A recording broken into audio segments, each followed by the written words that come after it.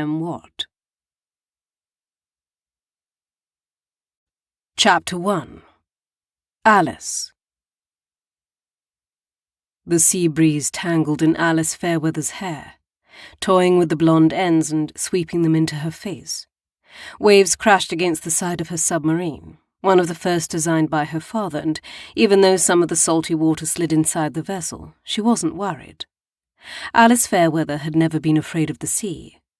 Storms gathered on the horizon, their black clouds tangling around each other. This storm would glide past without bothering her, but she knew that within were icy shards of hail the size of daggers. There was a town in that direction, and it would likely be destroyed by the high winds and the massive ice clumps that ripped through any building. The land was soon to be uninhabitable. If it wasn't the hurricanes, the ice storms, or the insanely high winds, it was the earthquakes that rumbled beneath the sea and stirred up massive tsunamis that swept entire cities back with it. But she had never been all that afraid. Life was too exciting to live on its own. Why should she be terrified of the unknown? Or perhaps that was her father's wild spirit inside her. After all, he was one of the greatest engineers alive. Her father had sent her out on this mission on her own, as this was the first time she'd ever piloted a sub without his careful gaze upon her. She knew this was an important mission to do as well. If she was lucky, then she'd be the person to scout out the next area for their cities to be built. Shielding her eyes from the sun, she glanced back at the mountain that had already spewed lava from its top. The volcanoes were angry today, and soon the sky would be swallowed by dark ash. It was best if she got back underneath the water, and yet she watched the billowing cloud extend toward her through the air. The madness of excitement coursed through her veins, and she stood there, staring down death itself for a few more moments before disappearing into the sub. The top clanged shut behind her, and a small giggle of elation escaped her lips. She shouldn't toy with nature like that. Her father would be horrified to know she was taking so many risks when he had taught her to be careful in every possible way, especially under the sea. There were always rules to follow. Only use 1/3 of an oxygen tank before turning around. Check every possible part of the ship before getting in it. Never stare too long into the abyss. Sliding into her seat, she buckled herself in as the world went dark. Volcanic ash blocked the sun completely, which meant soon the water temperatures around her would rise. The sharp click of her seatbelt echoed in the small sub. It was little more than a bubble, just a circle that was filled with endless equipment and tools. There were hundreds of buttons on the walls, gauges and meters for every possible element she could control. The front of the sub was made out of very thick glass, and the entirety of the ocean was laid out before her, like there was nothing standing in her way. She was in a pristine submarine that was made to survive almost any circumstance, other than a small chip on the top right of the circular dome, but that had been a mistake when she'd been first learning how to drive this. She was better now, and certainly didn't run into that many rocks. Grabbing the 2 control sticks in front of her, one for speed and one for direction, she plunged into the darkness of the sea. The lights on the front of her submarine helped guide her sometimes, but most of the time it was just pure darkness down here. Those were her favourite spots. The depths called to some part of her soul that yearned for the sharp edge of fear and excitement. Her father always scolded her about it, saying that she was a reckless young woman who would find herself sunk at the bottom of the sea if she wasn't careful. But she lived for moments when all the world fell away and it was just her and the ocean. Sometimes she got lucky, and there were deep-sea creatures that appeared in her lights, giant squid, whales, strange fish with lights attached to their heads, or bioluminescent bodies that glowed the moment they realized there could be a predator in their midst.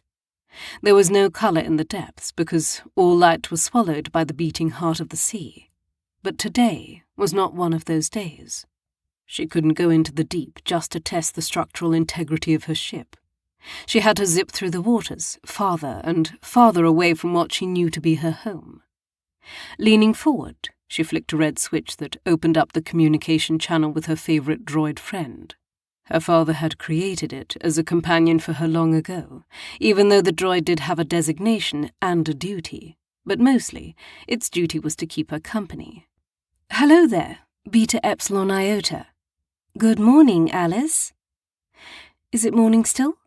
She twisted one of the controllers, curving the sub around a pillar of stone, perhaps a little too quickly. A few panels in front of her flashed red, then calmed back down once you righted the sub.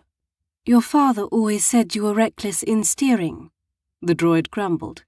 I am certain anyone else would also agree with him. I'm not reckless, she said with a laugh, tilting the sub at another dangerous angle that flashed more red throughout the inner pod. I'm just faster than other people. I know the limits of the machine. And how much whale oil is left?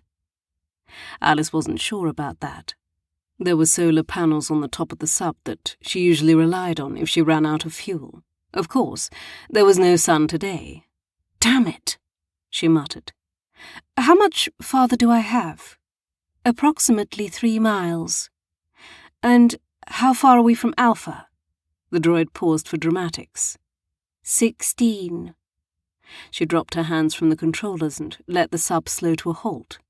Fuck. That is not a ladylike word. Beta. She squeezed her eyes shut and reminded herself that the droid was here to help her. Why didn't you tell me this sooner? It's your mission. I am not to interfere. She was going to open the panel the droid was stored in and rip it out.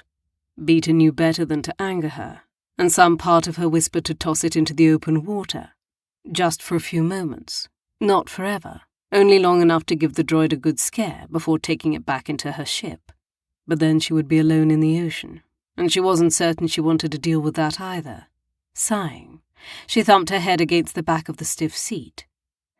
So, what do you suggest? Charging the batteries with solar energy, while we use the rest of the whale oil to maintain life support. Right. That was the logical step. Not to push her luck and see just how far she could go before the air started getting really thin. Narrowing her eyes, she leaned forward to guide them to a spot that was a little more safe. It wasn't that she was reckless or too young to be doing this. Alice just lived a very quiet life outside of this submarine, and every time she got in it, she got a little, well, reckless. Soon enough she found soft sand to put the submarine down in. There was a small kelp forest nearby, and they were close enough to the surface for the sun's rays to reach her ship, and also for her to swim up if life support went down. At the very least, she could breathe ashy air for a while and tread water. Maybe Beta realized what she was doing. You can't breathe the air up there, Alice. It will burn your lungs. Better a good lung burning than dying without oxygen down here. Unbuckling herself, she leaned the chair back so she could at least relax while she was down here. Besides, she had the best view of the planet right now. It took a while, but that wasn't really surprising. The sub-landing had stirred up dust and sand, so it was hard to see them anyway. The creatures of the sea always hid at the arrival of some kind of giant creature in their midst. Soon, creatures bloomed like flowers. First, it was the schools of fish, those who were used to larger animals in their midst. Bright emeralds and flickering yellows that speckled throughout the waves and turned to gemstones in any light that caught on them. Then the crustaceans dug out of the sand, where they had hid, returning to finding their food in the thin dust and sand. Their shells were dotted with blue-tinged spikes, and the tips of their claws were ombre teal. Then a few turtles even swam before the lights of her submarine.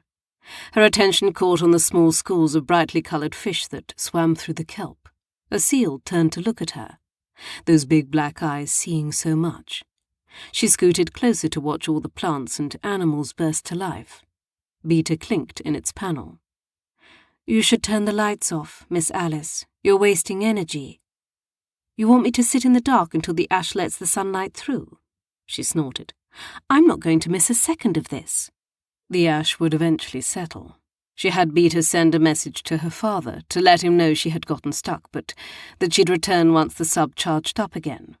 It must not have been too much of a surprise for her father, because he didn't reply with anything other than a single word. Okay. No one could say her father didn't trust her, at least. She must have dozed off for a little while, because the lights were off when she snapped back awake. Alice shook her head, blinking the grit out of her eyes as she tried to figure out why she had woken at all. Rubbing the headache between her eyes, she sat up and let her boots thud onto the floor. Her pants were wet, somehow, and when she looked up, she could see the hatch was dripping in the blue dim interior lights. Damn it! A leak. The last thing I need, she muttered, standing up to press her finger against the leak. Not a bad one by any means, but it did mean the hull wasn't as sturdy as she'd originally thought. This was fine. She could fix this. They had a welder in here somewhere, and if she had to seal herself inside the sub until she could get home, then that was fine. "Beta?" she asked, trying to rummage through one of the storage containers. "Do you know where I put the welder?" "Miss Alice, I don't think we're alone anymore." "Very funny. Did Dad send someone to find me after all?" She yanked out what felt like a welder, but ended up being the broken end of a screwdriver. "Damn it." "Alice," Beta's voice was a little harsher this time. "Turn around." Sighing, she had a whole rant on the tip of her tongue to scold the droid for trying to scare her, but then all the words disappeared the moment the droid turned on the lights outside of the pod. A man floated outside of her sub. No, not a man. Something else entirely. His long dark hair hovered around his head, graceful and delicate in comparison to the hard swathe of muscles that tapered down from his broad shoulders to a very narrow waist. But that was all that looked human. She could see the delicate webs between his fingers that ended in deadly black claws, the gills that fluttered on the side of his neck, and the bright green scales that created a tiger stripe pattern all down his body. It was... what was he? "Peter," she whispered, "have we documented any creatures such as this?" "No." So she was the first. His eyes followed her movement as she approached the glass. Startlingly, they were entirely black. Not a single hint of white or colour at all, just pitch-black demon eyes. But she couldn't find it in herself to be frightened of this creature on the other side of her submarine, even though she knew the leak in the hull had compromised the structural integrity. She'd seen nothing like him before, and that made her heart thunder in her chest. She wanted to talk to him, to touch him, to do anything that would make him seem more real. "My father used to tell me stories about the people who lived in the sea," she whispered, drawing ever closer to the glass. "He said the women were so beautiful, it made your eyes hurt to look at them. I didn't realize it would extend to the men as well." "Creatures?" Beta asked, flicking a few more of the exterior lights on. "What kind of creatures?" "Undines," she replied. "At least, that's what the myths called them. They were men and women who lived under the waters, stealing sailors away from their family to lock them away in underwater cities." "Please tell me you're not entertaining that thought," Beta grumbled. She was. Oh, she absolutely was. Finally, she was right in front of the glass, leaning over the console, so there was just a thick layer of protection from him. If he came any closer, she'd be able to count the scales that dotted down his sides and lingered around his ribs. She might even be able to see how many layers of gills fluttered down his neck and connected to his ears. He floated closer, flicking a massive tail that she realized actually went around her ship.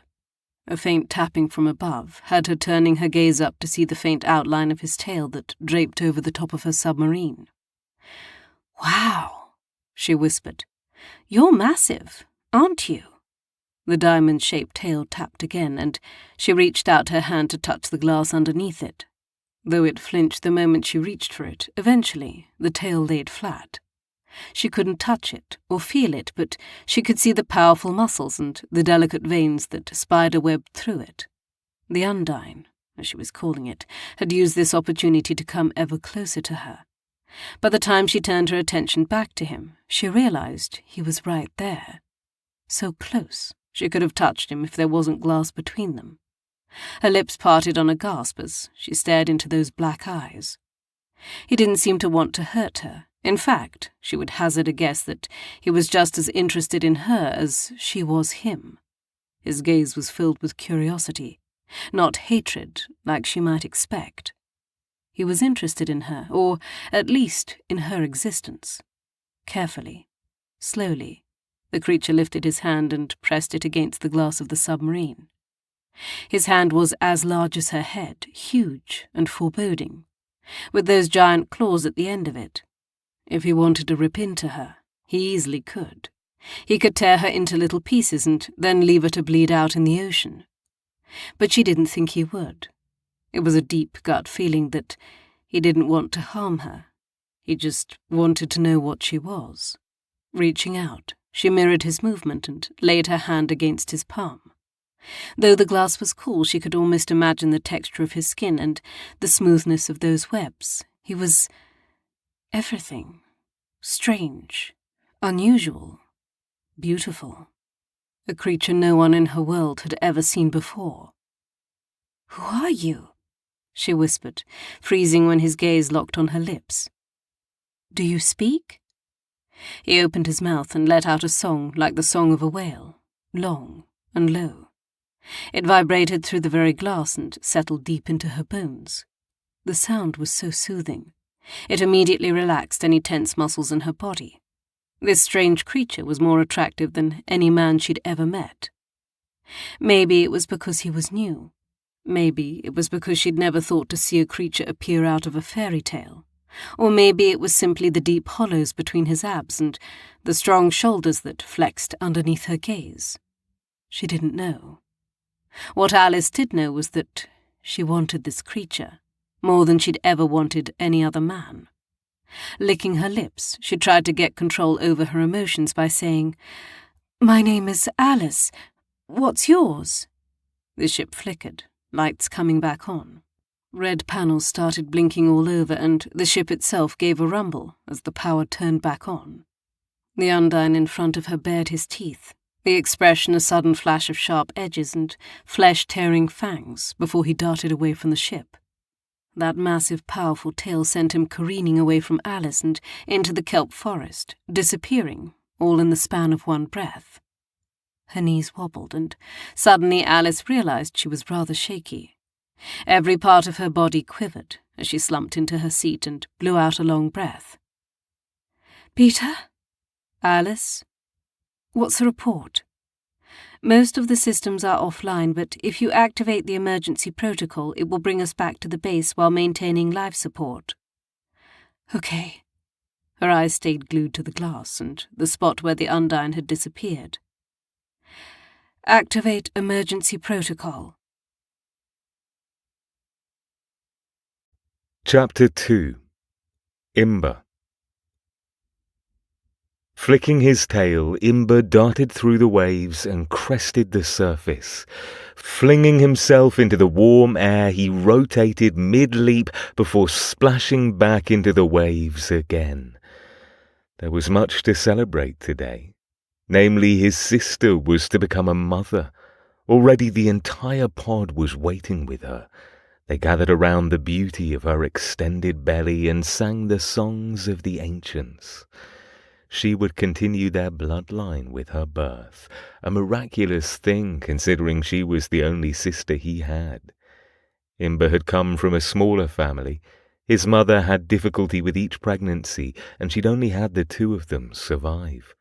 So to see his line continue in his sister's name, it made his entire body feel light. Males were not allowed to attend the ceremony, of course.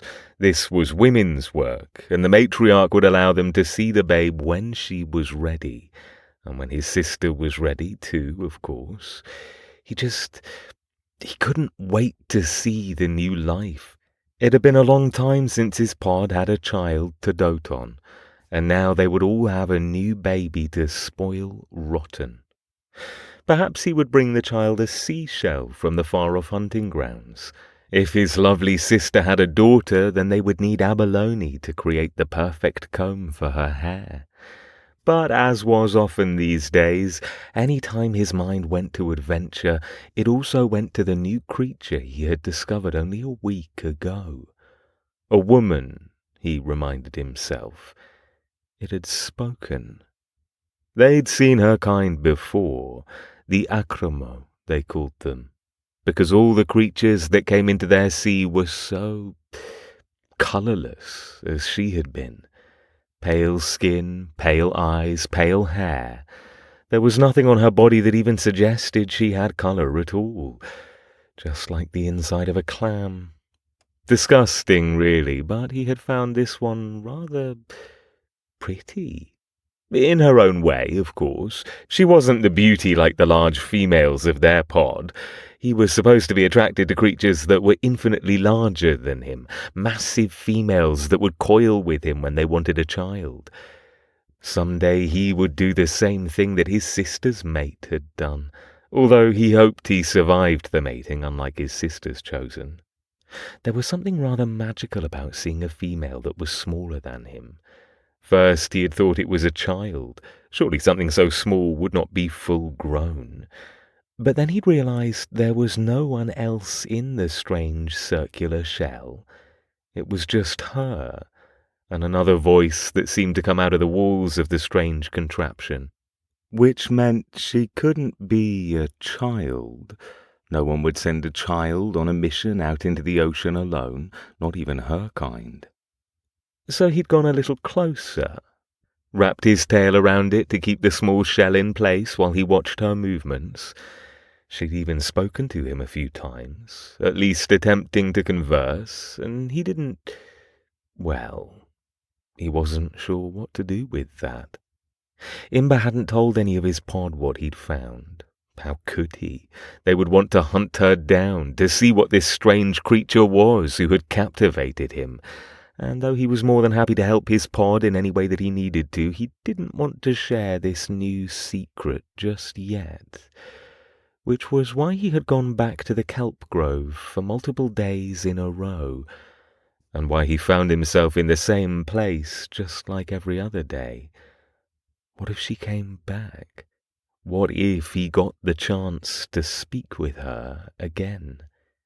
He wasn't even sure what he would say. Should he tell her what he was? That he was one of the people of water and that there were many just like him? What if she wanted to discover his world? Excitement zinged down his spine as he moved some of the kelp out of his way. The green bioluminescence of his body lit up like a beacon, casting a green glow upon the surrounding kelp. Somehow he knew today was the day that he would see her again. There were too many good omens for her to not be here.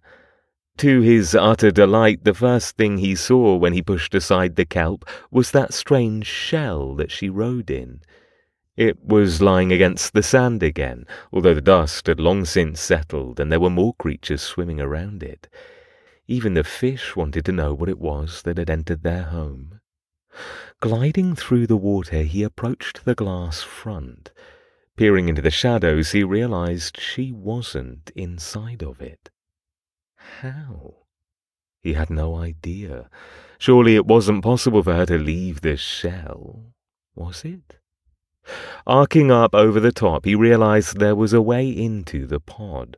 Although it was currently filled with water and then sealed again, it appeared there was a way for her to exit without flooding the entire space, and a small tube came out of the top, trailing out with plenty of slack. "A tube," he muttered, picking it up in his hands and giving it a small squeeze. "Flexible, but for what reason?" Was this how she ate? Was the shell itself actually the creature she served, and she was just the bait to draw things back into the shell for food? Horrified at the mere thought, he told himself to get control of himself. She was not some mythical creature who served a giant metal god. He had seen her kind many times before, and they were individual creatures that were intelligent enough to create something like this shell, not the other way around. Still, he hesitantly trailed the strange tube through the kelp forest. The last thing he needed was to die on the day his sister gave birth. They'd call his spirit to them just so they could yell at him for being such an idiot on a special day. Frowning, he picked up the tube again in his hand and felt it loosely drawing through his fingers. Surely she was close. There. He brushed the kelp aside to see her floating above a large rocky outcropping, staring down into the sheer drop-off that continued on for hundreds and hundreds of meters. That was the very bottom of the ocean down that drop-off, although he doubted she had any way of knowing that. Carefully, so he didn't surprise her, he tugged on the tube. It was connected to something she wore around her face, and he had no idea how it was helping her. The acromo that he'd seen before couldn't breathe underwater. Without looking behind her, she tugged back. Again he tugged, insistent that she look at him so he didn't have to swim right up to her and scare her into the abyss. "Acromo," he said quietly, although he knew his voice could be booming in the water. "What are you doing?" She let out a shriek that would rival the killer whales that ruled this area of the ocean. The sound made his ears hurt so badly that he lifted his hands to cover them, but that also meant he tugged harder on the tube. She shrieked again, this time dragged closer by his movements as she desperately hung onto the thing that attached to her head. Why did that matter? She was screaming so loud he was going to lose his ability to hear, and all she could do was hang on to that stupid tube going to her. Suddenly, the acromo catapulted toward him. He hadn't realized she could move quite so fast, or he would have put more distance between the two of them. He braced himself, flaring his fins wide to prepare for her attack. Imber was much larger than her, and he would hurt her if he had to. Didn't she see his claws? Hadn't she seen his fangs when he'd bared them in surprise after her shell suddenly came to life? She hit him hard, harder than he'd expected for someone so small, and in that moment he realized two very startling things. First, she had two tails, two bony, horrible-feeling tails that wrapped around him like a crab grabbing onto its prey. The second was that she was so very soft. He planted his hand against her back, his claws ready to rend her flesh from her bone and leave her bleeding out on the ground.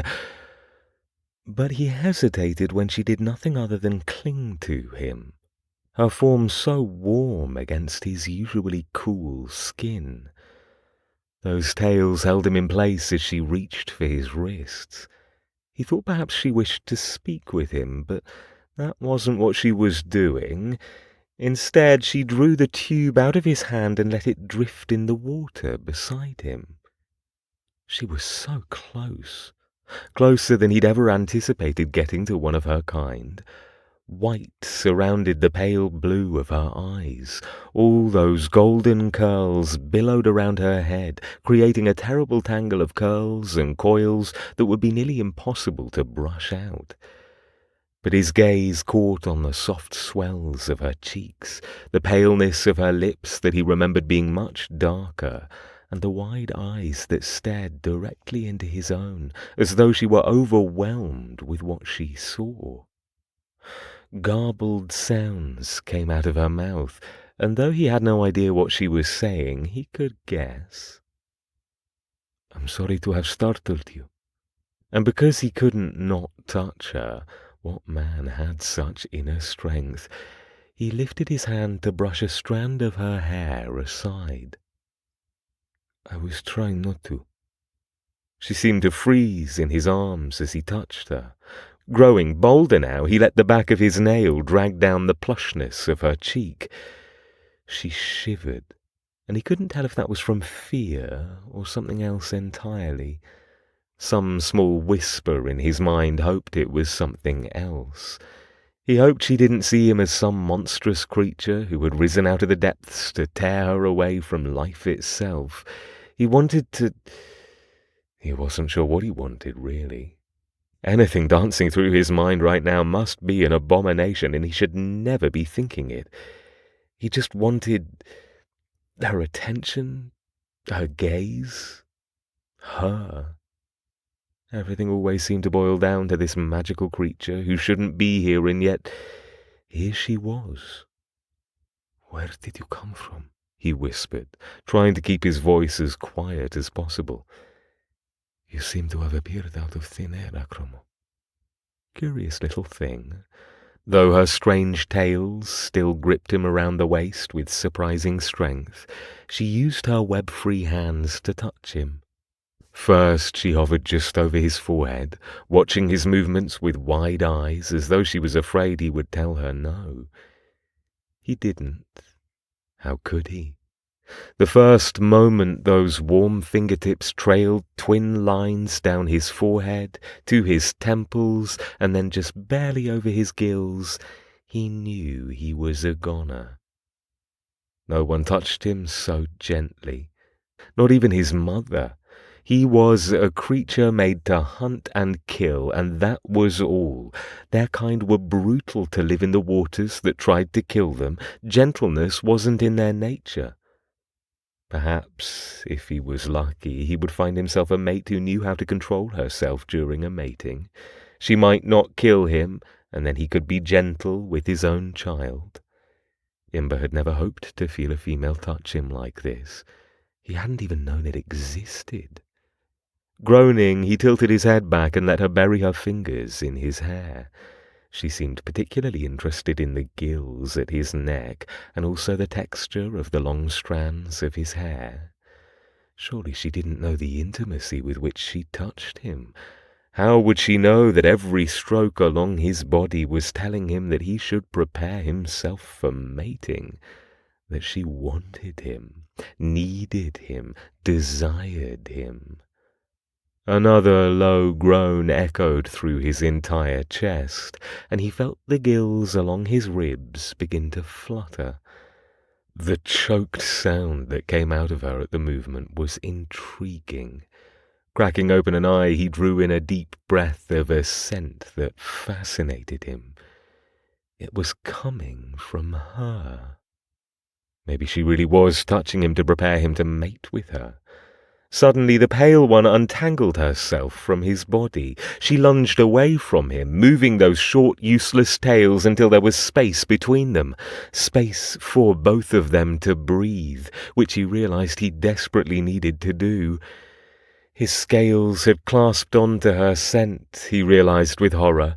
His body wanted to keep her on him so that all others would know that he was entertaining a female. The pod would know. His family would know that he'd seen a female and covered himself in her scent. What a fool he was! He couldn't afford this, not when he was already struggling to find a mate of his own. He didn't... By all the gods of the sea, she was pretty. With her hair all spiraled around her head like that, he could easily see how red her cheeks had become. She turned different shades of lovely mottled red, and he had never thought her kind could do that. "If you're interested in me," he started, trying hard to clear his throat and not sound too eager, "we may perhaps speak of this, Acromo. I do not know your kind, nor have I ever considered trying to see what is possible between our species, but I am willing to try if you are." She had no way of understanding him, but he thought perhaps he had startled her. She said nothing in return, not that he could understand her either, but as she swam by him, making sure he didn't move as she passed by, she reached out and trailed her fingers along his shoulder.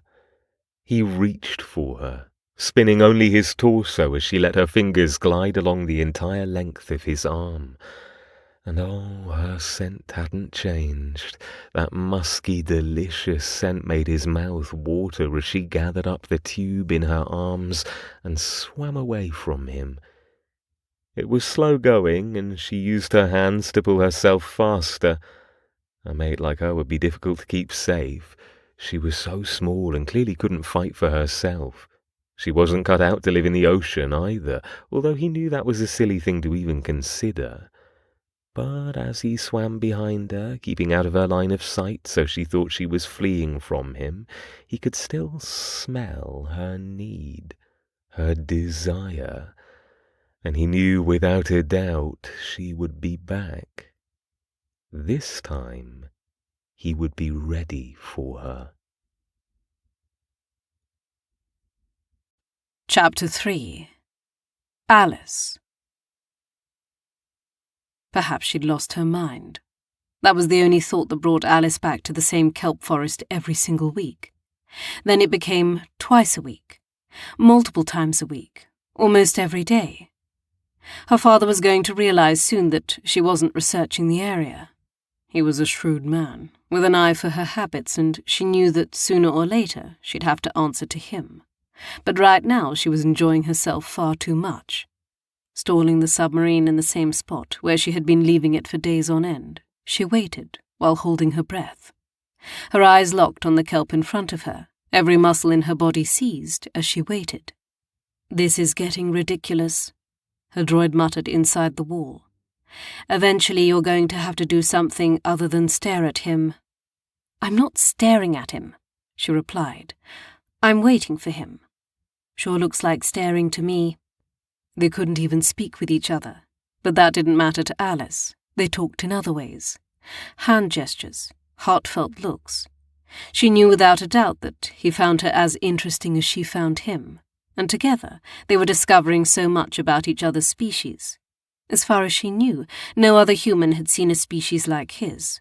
Sure, there were plenty of creatures in the ocean they knew very little about. Fish and crabs and wild-looking octopi.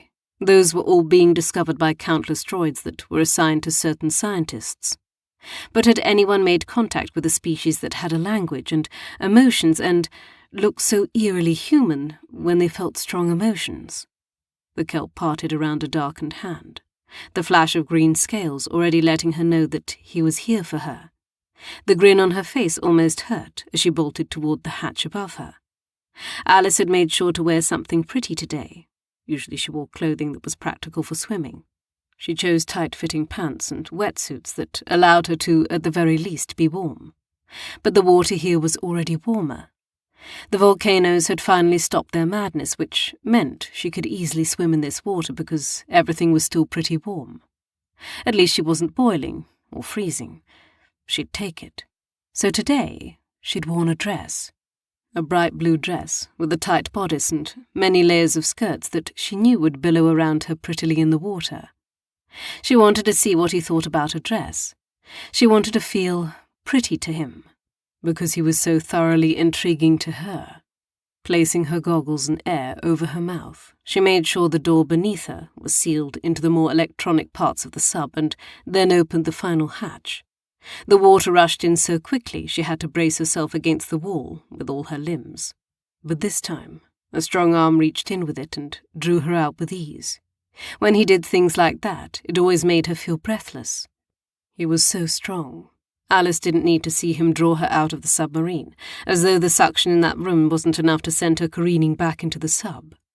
She could see it in the rippling muscles of his shoulders and in the way his chest flexed. She could see it in the anchoring of his tail around her ship and how easily he tugged her against his heart. He was... She didn't have words for it. She wished she did. Alice shook her head. Her palms pressed against his cool chest when she realized for all the time they had been together, they'd only been experiencing his world. He'd taken her swimming and taught her how to swim better and faster. He had brought her seashells and fish from the depths of the sea. They had laughed at each other's antics, but she'd never asked his name. Reaching for his face, she trailed a single finger down his forehead, cheek, to his jaw. She was so comfortable touching him, when she'd never been comfortable touching anyone else like this. Not a human, that was for certain. "What is your name?" she asked, her voice little more than a breathless whisper. He arched a dark brow, that devastatingly handsome face wrinkling with confusion. Swallowing, she touched a finger to her forehead. "Alice." Then she tapped his forehead. He didn't seem to understand what she was asking, so she did it a few more times, never saying anything other than her name. Then suddenly, she could see the realization dawn on him. His eyes widened, his lips parted in sudden shock. "Alice," he repeated, that low voice singing the word. She'd never heard the sound of her own name be so beautiful. Reaching up between them, he traced her jaw with a long claw. "Alice," he said again, then rumbled a word that she would never forget. "Imber." "Is that your name?" she breathed. "Imber." His entire face brightened with the word as she said it, and she knew she was right.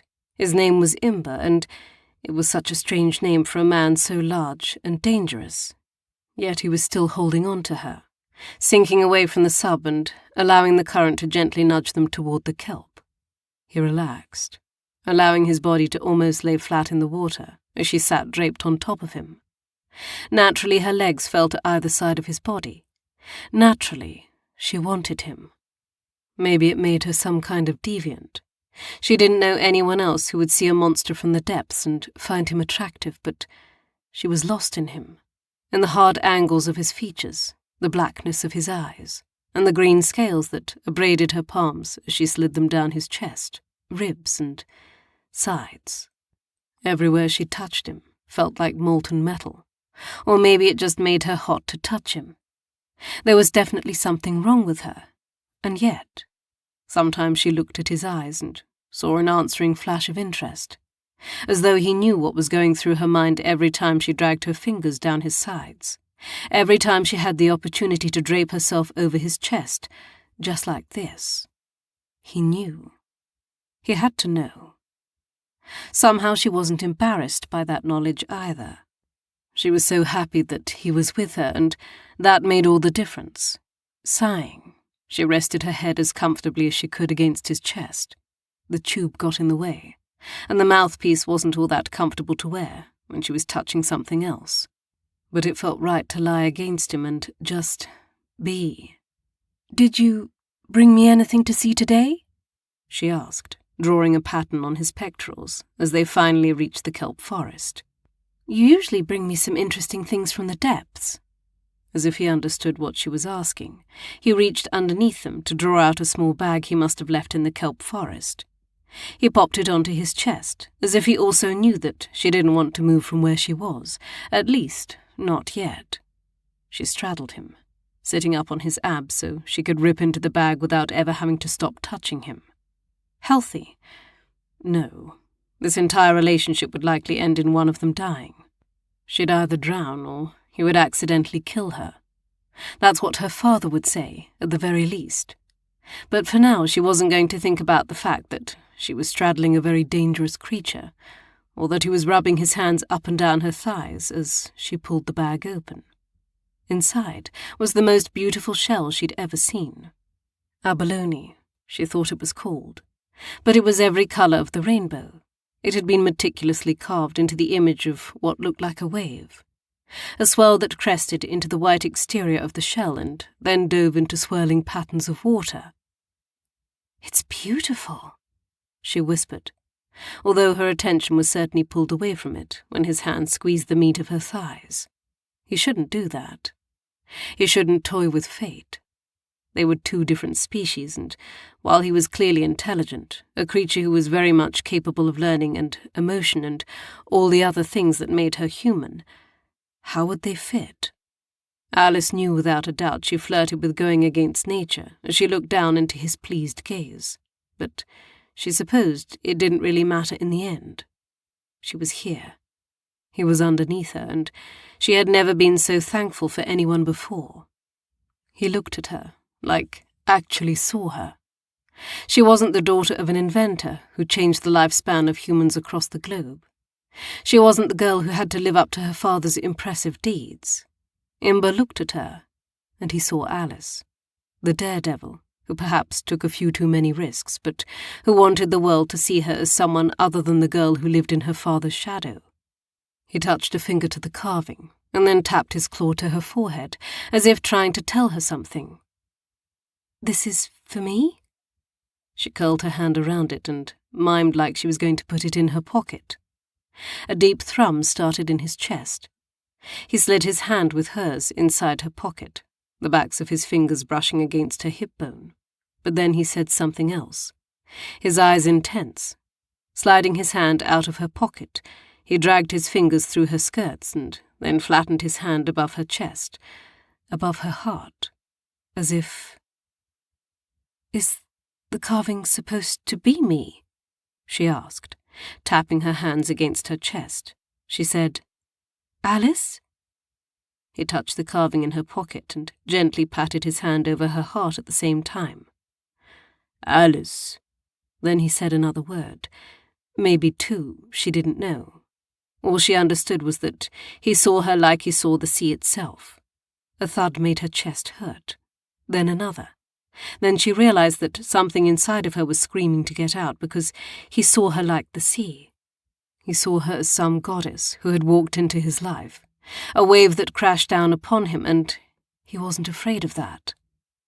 Imber did not fear the wildness in her or the risks she took. He saw her as the mad woman who so many people disliked her in her community because of her adventurous personality, and he enjoyed it. This Undine had carved her a message. Her wildness did not scare him, and he admired her for it. Something snapped inside her. She ripped the mouthpiece off her face and kissed him. She didn't care that she couldn't breathe or that she might not be able to reattach the mouthpiece in time. Right now, the risk was worth kissing him. He stilled at her movement, seemingly surprised at what she was doing, and maybe his people didn't kiss, but the moment she moved her mouth against his, her tongue sliding against his lips, he seemed to get it. A low growl rumbled through his chest. Those gills on his ribs rippled against her inner thighs, and then his arms snapped around her. He dragged her tightly against him, almost crushing her against his chest, as his lips parted, and he devoured her. Teeth and tongue, licking and biting, as he learned the taste of her, the sensation of her mouth against his. Who needed air when she could simply breathe him in? Eventually, the need to breathe made her entire body spasm. She wanted air, but she also wanted to keep kissing him, and what a cruel world it was that she couldn't. She wanted to touch him, hold him, make him more hers with every moment. His claws dug into her thighs, and she could feel the indentations of his hands against her skin. She knew she would have marks there later, that when she was alone later tonight, she would pull her skirts up to see the tiny pinpricks of blood, and it would make her even more excited than she was now. She would... Again, her body spasmed, this time her heart thudding awkwardly in addition, as it warned her there were only so many more seconds before she would breathe in water and start to drown. But then he reached up between them, his hand gliding along her side, his fingers skimming over her breast and up her throat. She arched into him, even if it meant that she was taking precious moments away from when she should be slamming that mouthpiece over her mouth. He pinched her nose, and then he exhaled. Oh. Her lungs filled with air that he breathed into her mouth, and she greedily sucked it down.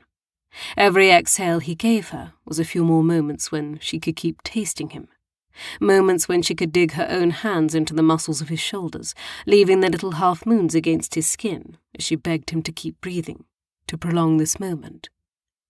She didn't know how long they kissed. She had no way of knowing the passage of time, only that eventually she had to stop making out with him like a teenager because another loud booming noise echoed through the ocean. It sounded fairly similar to how he spoke, although it was not a word she was used to hearing. Or perhaps it was another language, but one he understood. He stiffened underneath her and pulled their lips away. Without even looking at her, he placed her mouthpiece over her face. Apparently, everything was done. Considering how tense he was underneath her thighs, she had a feeling that was for a good reason. Already he'd flicked his tail moving, so she was clinging to him rather than lying on top of him. They were moving back toward the sub. She struggled to fit the mouthpiece over her face correctly, and there was some water in it around her chin. But she exhaled the last of the air out of her lungs and gave herself a small bubble from which she could breathe. "What is it?" she asked, her eyes wide, as he handed her up to the top of the sub, where she usually entered. His hands flexed around her waist, and she let herself believe he didn't want to let her go. Even his gaze said that as he looked at her, those dark eyes conveying so much that she hoped she was reading correctly. But then he moved to put her inside the sub, and she knew her time was up. "I'm going," she mumbled, then reached out to trail her fingers over his lips. "This was..." He said something, and whatever it was, she took it to heart, that he didn't want her to go, that this was a life-changing experience for both of them, and that he was thanking her for everything that had happened, or something along those lines. He flicked his tail, disappearing into the kelp, and left her to get back inside the sub. She buckled herself in, soaking wet and likely ruining some of the functions. Of course, Beta had a lot to say about that, but she didn't listen to the little droid. Alice was in her own world, even as she docked the sub above ground at the port where she and her father kept their submarines and ships. She didn't even notice that she'd walked through the hall to the kitchen, leaving wet footprints in her wake. She didn't notice that her father was sitting at the kitchen island waiting for her, until she heard his guttural tones. "Where have you been, Alice?" Chapter 4. Imber. Just because she hadn't been here for a few days didn't mean she no longer wished to see him. At least that's what he told himself every day he showed up in their grove and she wasn't there. He wasn't a fool. Imber knew whatever was between them was risky. Alice was one of the Acromo, and he was one of the people of water. He didn't even know how they would make this relationship work. She couldn't breathe underwater, he couldn't live on the land. They were the sun and the sea, trying very hard to make something work between the two of them, but knowing that eventually they had to part. The moon always rose on the horizon, and the sun always set, no matter how hard the waves tried to chase the sun. Was it so terrible that he wished to try? He would chase her throughout all the nights of his life, waiting for the briefest hint of her sunshine, because she made him feel so much better than he did in the pod. Even the day when his sister Virago found him, he had thought to show Alice to his sister. Perhaps his sister would understand his feelings, because she had gone for a much smaller male than the others who had fought for her attention. She wasn't like the other people in their pod. Surely she would realize he'd made a connection with someone without knowing how to stop himself. But he hadn't been able to put her at risk. His Alice was so tiny, so gentle. Virago would take one look at her and tell him that she wasn't worth being a partner to anyone. Alice wouldn't make strong children, nor could she protect them. And yet he still wanted to be the one to help her through it. He still wanted to be the one who defied the odds and protected his children for the both of them. He wanted her. A future with her. A life that was filled with the sound of her giggles and the soft touch of her hair stroking against his chest. He wanted to feel her in his life, to know that every time he returned home she was waiting for him there. It was an impossible future, and yet he would do anything to have it. He gathered up his newest gift to give her. He'd been working on finding pearls inside of clams that they usually used for feasts. The clams were all too happy to get the granule of sand out of their shells, and he knew the tricks to getting them out without killing the animal, at least until they needed them for a feast. As it was, he had a handful of pearls that he'd woven with the strands they gathered from the thin ocean weeds, but he feared that it wouldn't last long out of the sea. He'd never tried to see what happened to the seagrass when it was dried out. They had no reason to keep anything dry underwater. But his Alice always seemed to arrive to him dry and then quickly jumped into the water. He'd noticed that she started coating her hair with something every time she got into the water. It meant her curls that he was so fascinated with were rarely on display anymore. How frustrating it was that he couldn't talk to her and ask about all the things that piqued his curiosity. "Brother." The voice made him pause on the edge of their pod home. They were a shallow water tribe, unlike many of his people who lived in the deep depths of the sea. As such, most of their homes were very easy to see into. They all gathered stones and made swirling patterns dug into the sand like fish nests. Yet sometimes they had coverings over the top for a sense of privacy. He, unfortunately, did not have such a barrier. Glancing up toward the surface, he saw his sister hovering above him. She looked so much like him, although nearly twice as large. Strong shoulders, strong arms, her hair cropped close to her skull. But their scales were the same color, the same vibrant green that graced his belly, also speckled along hers. Even their fin shapes were the same, diamond and ragged as they aged, and the thin membranes slowly ripped. Her belly was still slightly bloated after having the child weeks ago, and she kept her daughter wrapped up in thick kelp weeds so the child was tied to her hip at all times. Otherwise, his little niece was apt to get in trouble. She'd already slipped away more times than any of them could count. Even now the little one was wriggling her tail, trying to get out of the slippery kelp so she could launch herself into Imber's arms. He tried very hard not to smile and nodded at the child. "You're going to lose her again." "Oh, His sister muttered curses underneath her breath, mostly all aimed at the child's father, before scooping her up in her arms and holding onto the child firmly. "I'm going to start tethering her tail to me. You know she inherited this behavior from her father. Most likely. She needs to calm down. Maybe once we name her, she'll be able to fit better into the life she's supposed to live." Virago lifted her child up to her face, frowning at the giggling baby. "Enough for once. I need to speak with your uncle." The baby gurgled a bit, but eventually quieted down. Virago sighed, as though soaking in the silence for a few moments, before she tied her daughter back to her hip. "Where have you been disappearing to every day?" "I've been seeking out new hunting grounds." "Yes, there are many who might believe that, but not me, brother." The glare on her face told him that she didn't even remotely trust that he was telling the truth. "If you're going to tell anyone, you might as well tell me." He sighed, raking his claws through his hair. "I have met someone." "Someone?" "She's kind and different, Virago. I do not know where it is going at the moment, so I'm just allowing it to play out as it will." The lie tasted acidic on his tongue. He knew where he wanted it to go, at the very least, and he knew that the two of them had a connection he'd never seen before with his pod. They were bound, he and Alice, but he didn't know where that was going to put the two of them.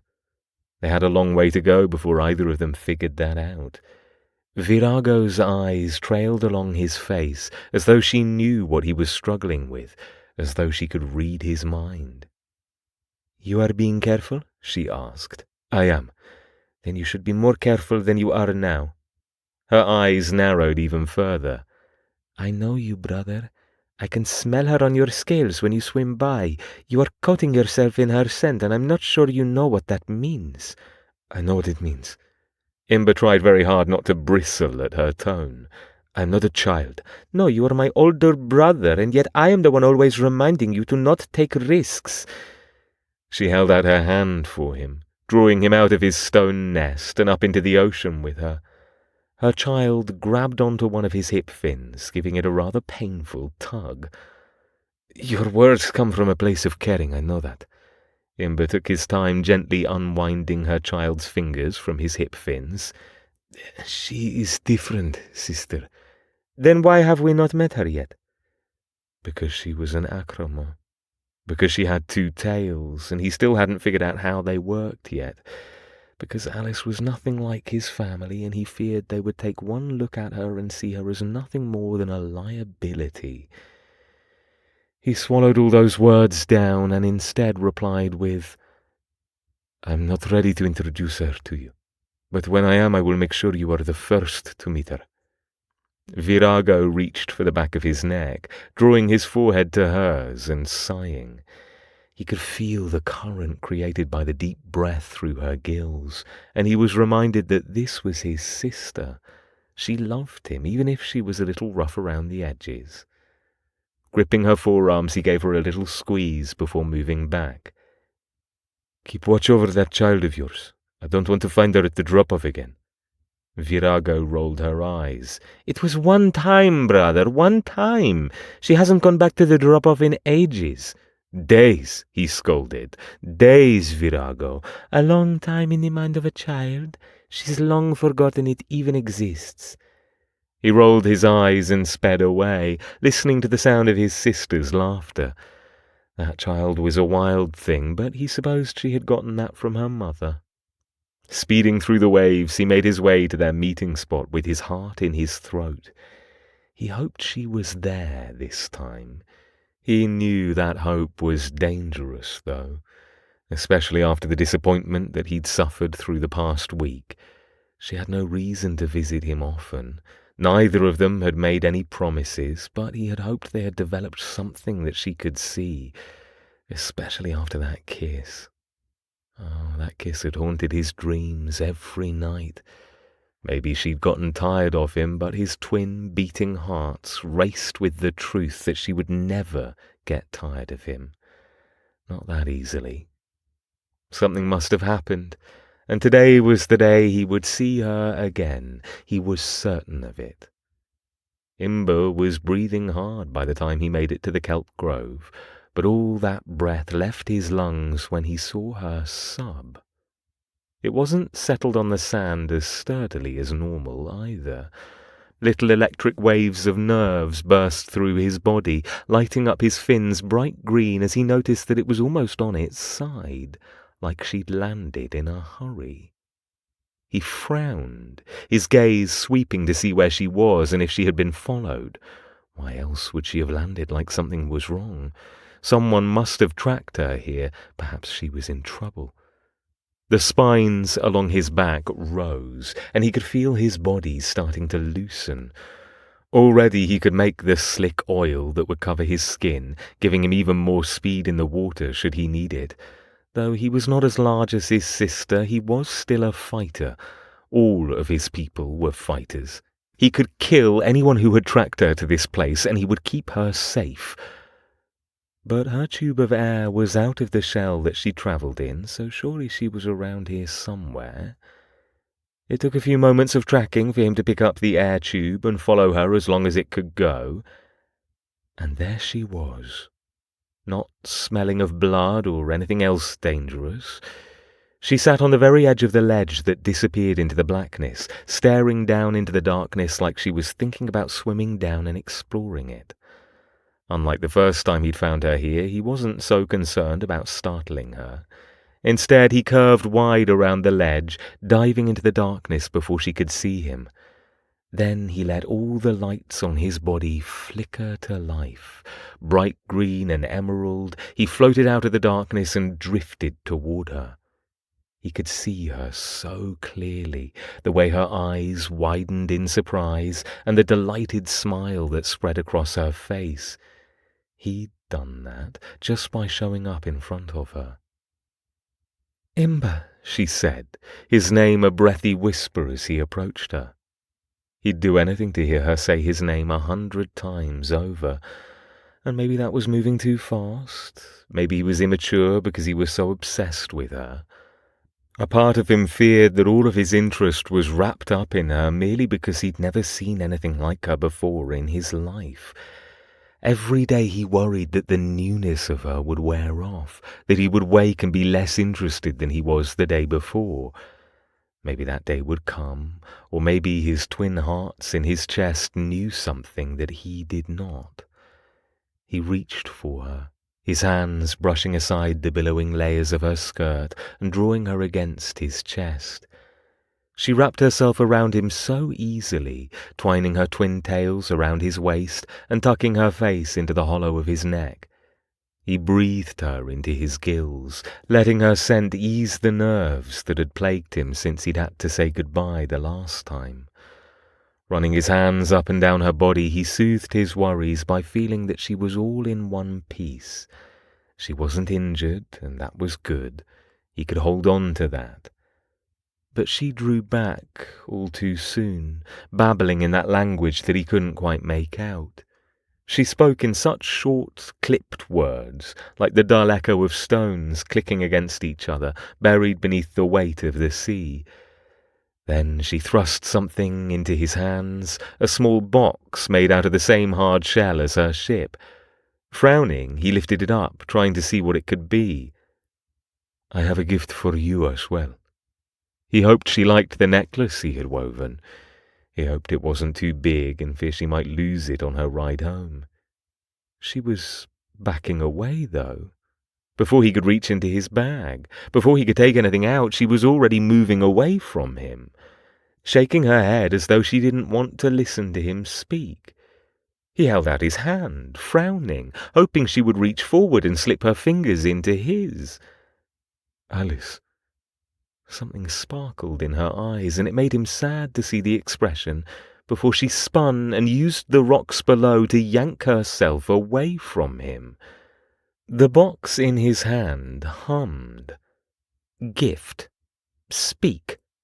I don't think we'll ever be able to learn each other's language, he muttered, before realizing the box had talked. Horrified, he dropped it. As it careened down toward the darkness, he had two lightning-quick thoughts. First, she'd given him some kind of abomination that could speak, and second, that it was the only gift she had ever given him, and he would be an idiot if he lost it. Darting after the box, he got lucky when it hit a rocky outcropping before it would have plummeted far beyond his reach. Catching it in his hands, he leaned against the stone wall for a few moments, breathing hard and squeezing his eyes shut. I have you, he said, his voice ragged. I have you. Gift. Special. Gift. Language. He had no idea what it was trying to say. It was a special gift because she had given it to him, yes. Perhaps she thought they could speak through it, but it clearly knew very little of his language. Lifting it up a little higher, he tried to peer into the faint blue light that emanated from a thin line around the top. You do not know as much of my language as you think, little friend. Language. Learn. You... It all hit him at once. Did she give you to me to learn your language? Yes. She was trying to learn how to speak with him. Not a gift, but a tool. His heart thundered again, beating against his ribs at the mere thought of speaking with her. He could talk to Alice, actually talk to her, listen to what she had done and where she had come from. He could tell her about his own adventures and see her eyes shine with happiness when he told her stories that were so detailed she would never question the truthfulness of where they came from. How? He asked. How do you learn my language? The blue light glowed a little brighter. Speak. All I have to do is speak to you? Another pulse of blue illuminated the water around them. Speak, it repeated. If that's all it took, then she had given the right person this box. He would speak until his throat went raw and his gills bled if it meant he could converse with her. Chapter 5. Alice. The first conversation with her father about where she had been didn't go so well. Alice had sat for a very long time, waiting for him to calm down. He had yelled, screamed, even threatened to take away her submarine because she refused to tell him where she had been going. But she knew better. She would not tell him the secret she had with Imber. Her father wouldn't understand the man who had found her in the sea, nor would he care that they had a connection.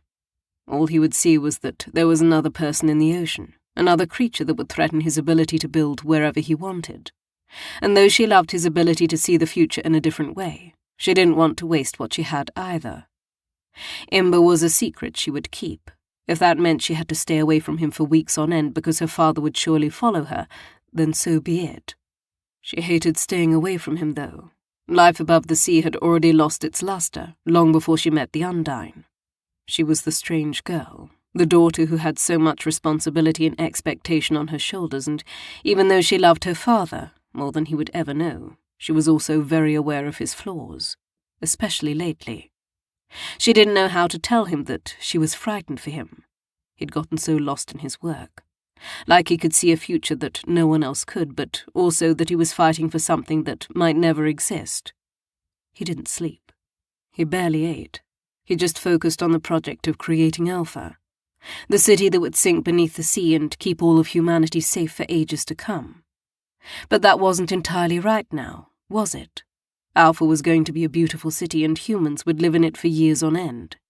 It was still a city under the sea. It wasn't life up here, living as humans were meant to do, in the air, with the land underneath their feet. Finally, she couldn't take it anymore. She packed up her things, making sure there was enough air supply in her ship to get her to the places she needed to go and enough fuel to get her there and back. She packed an extra set of clothing so no one would be able to ask where she had gone. And then she wrote a letter, leaving it on her desk in case her father got curious about where his wayward daughter had gone off to. She was not going to get in trouble this time. "Don't feel too guilty about lying," she told herself. "Your father wouldn't let you go, and really, you are stopping by the dig site along the way, aren't you?" Sneaking through the halls, she found herself lingering outside her father's office. Alice did that sometimes. She just stood there, waiting. Maybe she liked hearing her father's voice, or maybe it was just knowing that he was there, on the other side of the door. But this time, there was another voice as well. "Listen to me, Fairweather." The deep voice was almost familiar, although she couldn't place where she had heard it before. "The city will be built, whether we destroy the ecosystem or not. You said it yourself. It will be easier to build if it's on flat land." Her father cleared his throat, and she could sense how uncomfortable he was with the conversation. "Yes, but there is the conversation with the architects we need to uphold. Aesthetic is considered to be one of the greatest things we can do for this build, and aesthetic means that we can build it around what is currently there. Alpha is meant to be functional and beautiful. It is a showcase of what the human mind can conjure. And it will be the most heavily fortified city underneath the sea. How are we meant to fortify it without having a clear view of everything around us?" She knew who spoke this time. The general. He had come from a long line of men who had essentially taken control over what was left of humanity. No more presidents, or kings, or rulers. Just a general with the entire army at his beck and call. There was nothing for them to fight against, so why they needed a general she had never understood. Maybe it was because he could kill anyone who disagreed with him. Alice hadn't realized her father was working with this man. "I understand your primary concern is safety," her father started, clearly trying to choose his words wisely. "But we need to build a place that is both safe and feels like home. Otherwise, no one will move there." "I think you're underestimating the circumstances. We only have a few more years on land, at best. The volcanoes are erupting more frequently. The storms are getting worse. Soon, all life will be wiped out. If we have nowhere else to go, then those who wish to survive will join us." "A few years?" Her father choked. "I need far more than that to design a functional city under the sea. This will take a lifetime of work, perhaps even a lifetime more of architects to design something that is safe." "You don't have years, Fairweather. And you have a working design currently. Don't think I don't see it. You are afraid that your design isn't what you think it is, and so you are stalling. I understand fear. I know what you fight against, but the beast must die. Give me the design, and I will have it built in a year." "It's simply not possible. You will destroy too much in doing so." "I will destroy whatever I must." Heart in her throat, Alice slipped out of the house. She didn't know where she was running off to. Maybe to him. Probably to him, if she was being honest with herself. And that was silly. She shouldn't go to the people whose homes her people were likely going to destroy. She shouldn't feel so guilty about this either. Her people had to survive, and they didn't realize that the Undines were there, right? Surely they didn't. But that pit in her stomach did not loosen. No matter how much distance she put between herself and those men, she couldn't stop thinking about what they were going to do. Imber deserved to know, but she didn't have any way to communicate this with him, and what if he didn't understand what she wanted him to do? What if he realized that this would destroy his people, or could, and then there was a war that she started? Panic had long set in by the time she got to their meeting spot. She didn't even know if he would be there waiting for her. So far, he usually was, but what if she was wrong? The what-ifs turned her inside out. They ripped through her lungs, rioted in her stomach until she thought she might throw up. "Miss Alice, your heart rate is dangerously high," Beta said, its voice echoing through the room. "You need to calm down before you go outside. I cannot promise there is enough oxygen in that tube to sustain your current body needs." Hyperventilating. Her mind knew what was happening, and yet she was already ripping at the hatch over her head. She didn't care. She had to get out of this little bubble that her father had made because his touch was all over it. What was he going to do? Was he really going to go along with this and ruin so much of the sea for what? Glory? Honor? A legacy that would be forgotten about the moment he died? "Miss Alice," She wasn't listening. She couldn't. Yanking the mouthpiece over her face, she slammed the button to close the door, sealing Beta inside the sub, even as she risked opening the top hatch, maybe a hair too soon. She was thrown against the wall of the submarine, her back catching on a piece of metal and searing pain slicing through her spine. Still, she crawled her way out and blasted into the sea. She swam far above the sub and just let the sea buoy her. She could feel it moving all over her body. The currents gently held on to her, like the warm pressure of a hug, and the sun above her head glittered on a rare day when the sky wasn't full of ash. She couldn't breathe. There wasn't enough air in the damn tube, and her father was going to do something stupid. She couldn't tell the Undines about this, not yet. All of this reaction was maybe just dramatics, and she didn't actually have to do any of this. Maybe her father would stop it. She had to believe in him. Cool arms slid around her from behind. Immediately, all the panic disappeared. It bubbled out of her mouth, and suddenly she could breathe again. She could inhale, long and slow, breathing in through her nose and out through her mouth as he drew her against his chest and held her safely in the circle of his arms. "You came," she whispered, allowing her body to sag against his. She let her eyes drift closed, allowing him and the current to rock her gently from side to side. Together they hung there, suspended where gravity had no rule on her body. Every now and then she felt his tail shift between her legs, flicking to keep them afloat. Finally, she was calm enough to open her eyes and practically liquid in his arms. Like he sensed it, he held something out in front of her. The box. The copy of Beta that she'd given him. If he was giving it to her, then that had to mean... He touched something to the side of her head, and she knew it was a translation chip.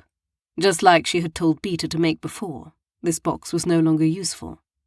It would destroy itself once it made 2 translation chips, one for him and one for her. In awe, she took the box from him as his arm tightened slightly around her waist.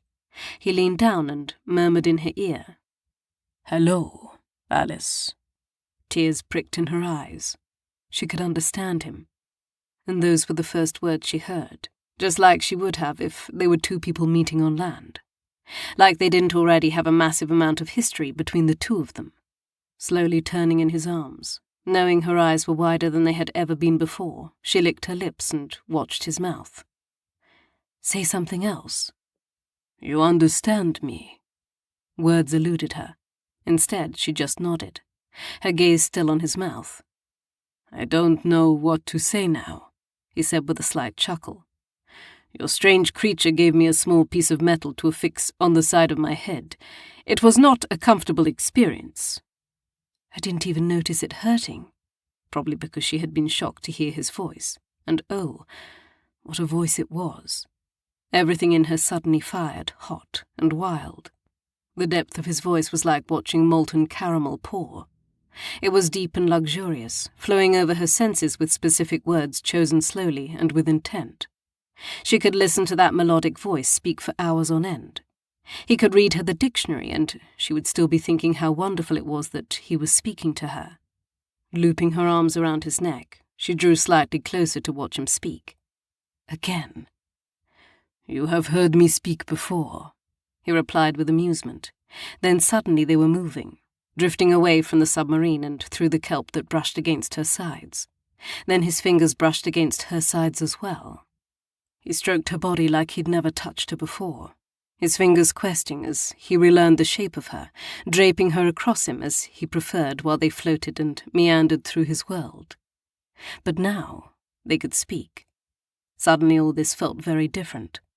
She could feel the heat of a blush burning her cheeks, and lying her head against his chest felt like maybe she was doing something wrong.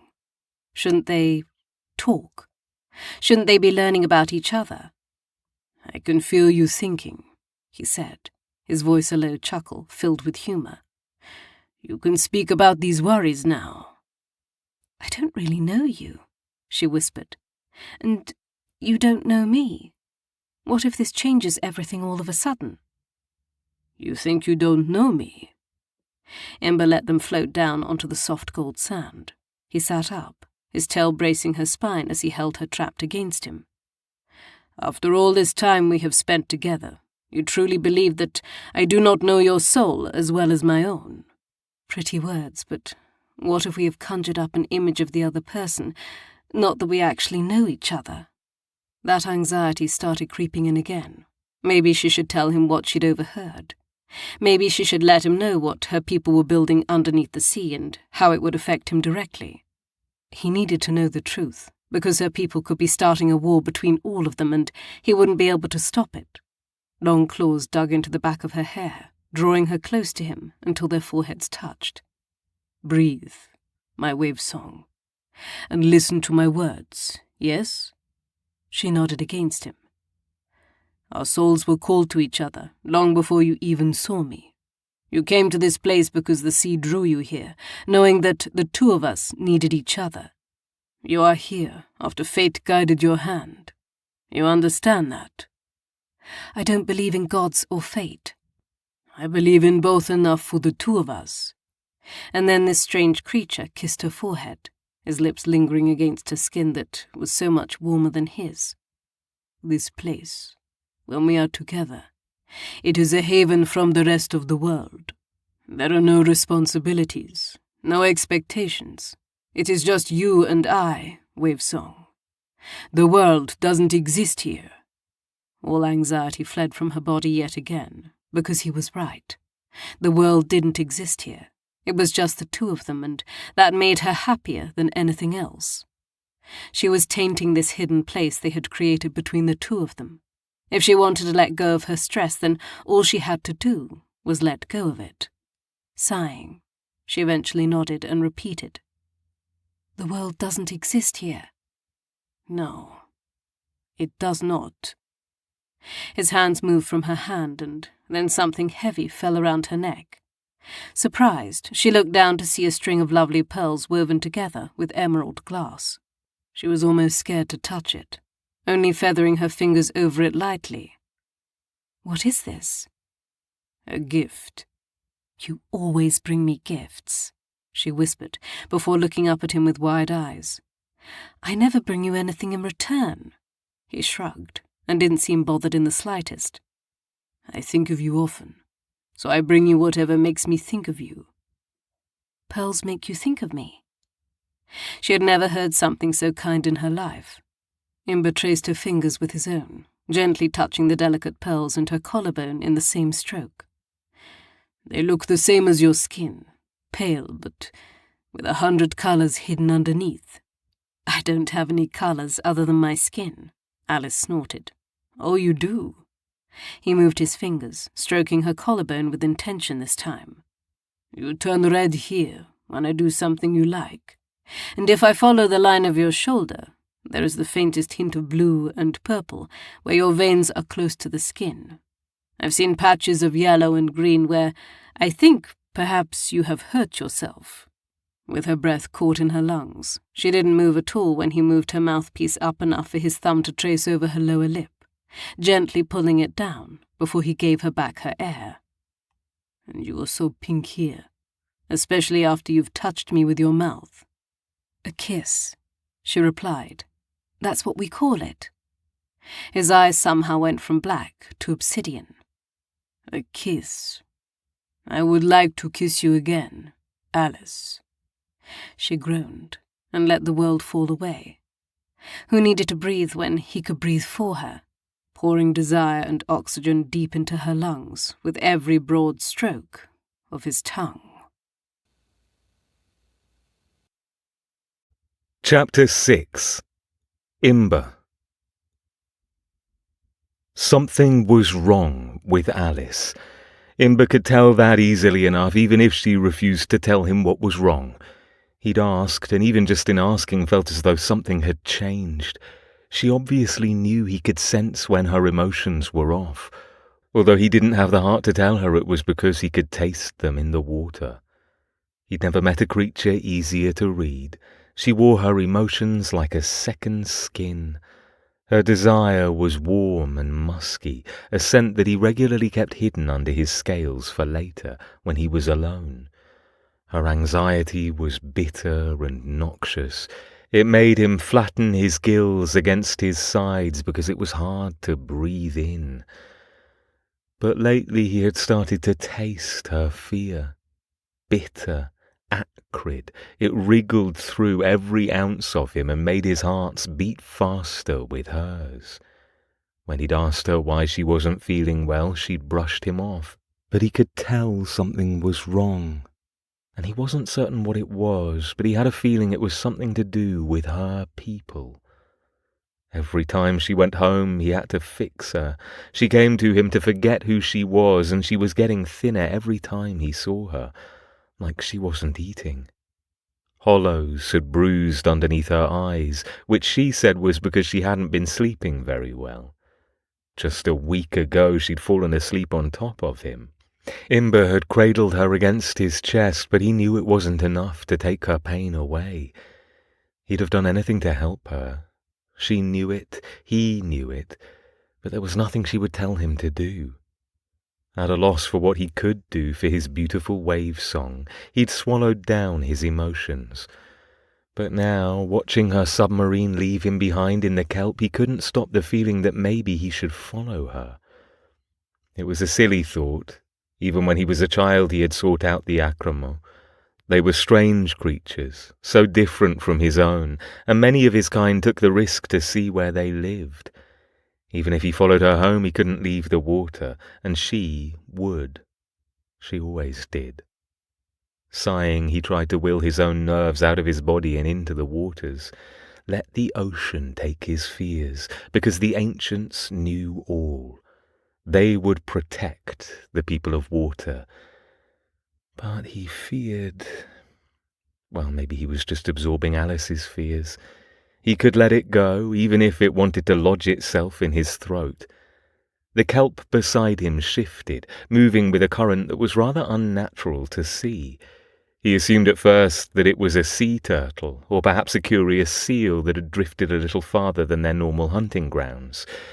But then he caught a glimpse of bright green scales, and he knew who it was. For all that his sister was larger and arguably should have been a better hunter than him, she had never been very good at hiding, especially with a little one attached to her hip. Leaning down to the sand, he scooped up a handful of the golden granules and let them trail between his fingers. "What do you think, Imber?" he said to himself, loud enough that his sister and her offspring would hear him. "Should we go hunting for oysters?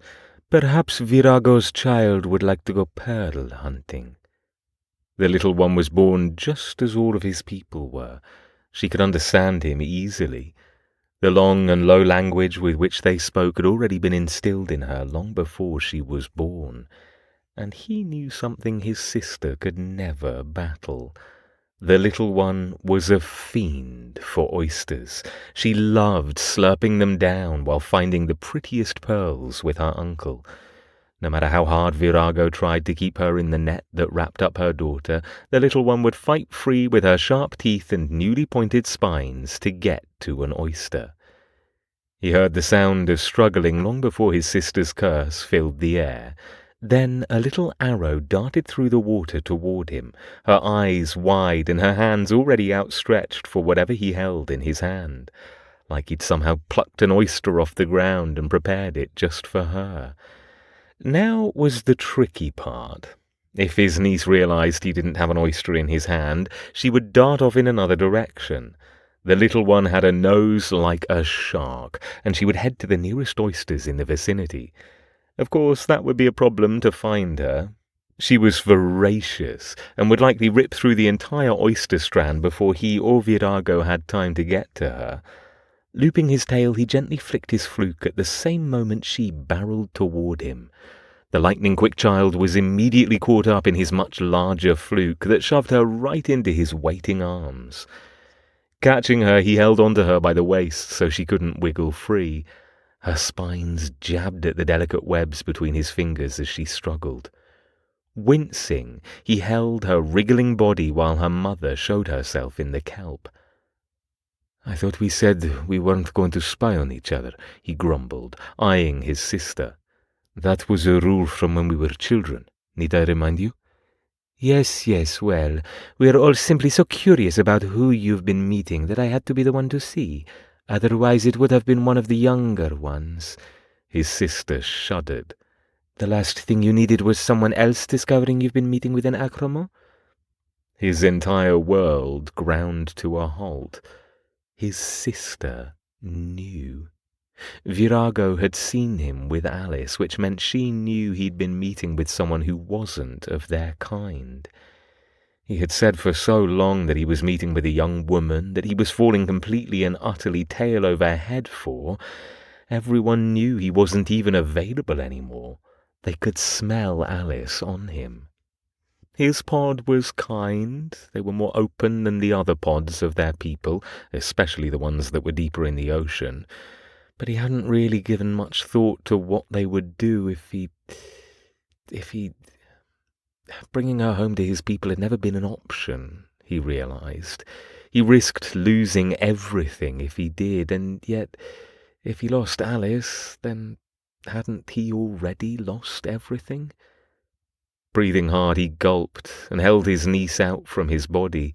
Even though her tail slapped at his wrists, he couldn't stop staring at his sister in horror. So, what now? What do you mean, what now? What are you going to do? Was she going to tell the pod? Would he have to leave everyone because he was the deviant who had covered himself in the scent of an acromo? Virago looked at him with pity in her eyes. Imber. The single word wasn't enough of an answer. He needed to know what she was going to do because right now she was the only one who could save him. Virago, he croaked. None of it was a lie. None of it? You've been meeting with an acromo for weeks, months maybe. You've been telling stories about how you found your mate and how she makes you feel more complete than you ever hoped to feel.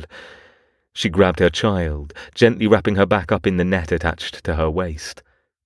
Was it because you didn't think you'd get to mate with anyone else? I know you're smaller than the other males, Imber, but clearly that doesn't matter. Look who I chose to mate with. And you killed him in the process, he muttered. A mistake. Virago at least looked a little guilty. He was smaller than even I anticipated, but there are females smaller than me. A few scars later and you'd be a father. You're so good with your niece already. Just think if she was your own. He shook himself free from old thoughts. I don't want a mate from our people, Virago. I've already found my mate. His sister tilted her head back and laughed. Sharp teeth flashing, she looked somehow even more terrifying than usual, with the mirth that made her shoulders wobble and the muscles on her belly visibly seizing before she got control of herself. Hilarious, brother, but you don't have to lie to me.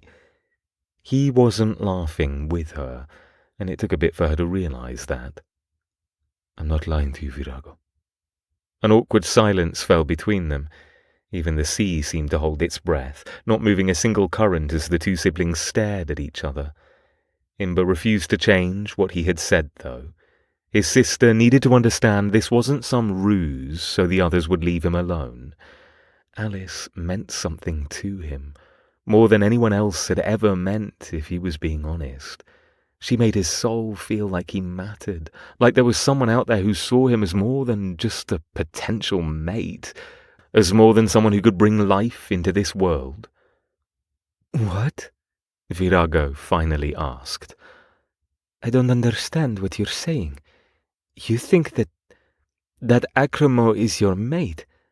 I don't think she's my mate. He watched his sister deflate with relief, knowing that he was about to bring that tension back. I know that she is. I choose her above all others, Virago. She is the one that the sea has sent for me. A soul bond, his sister scoffed. It is impossible with their kind.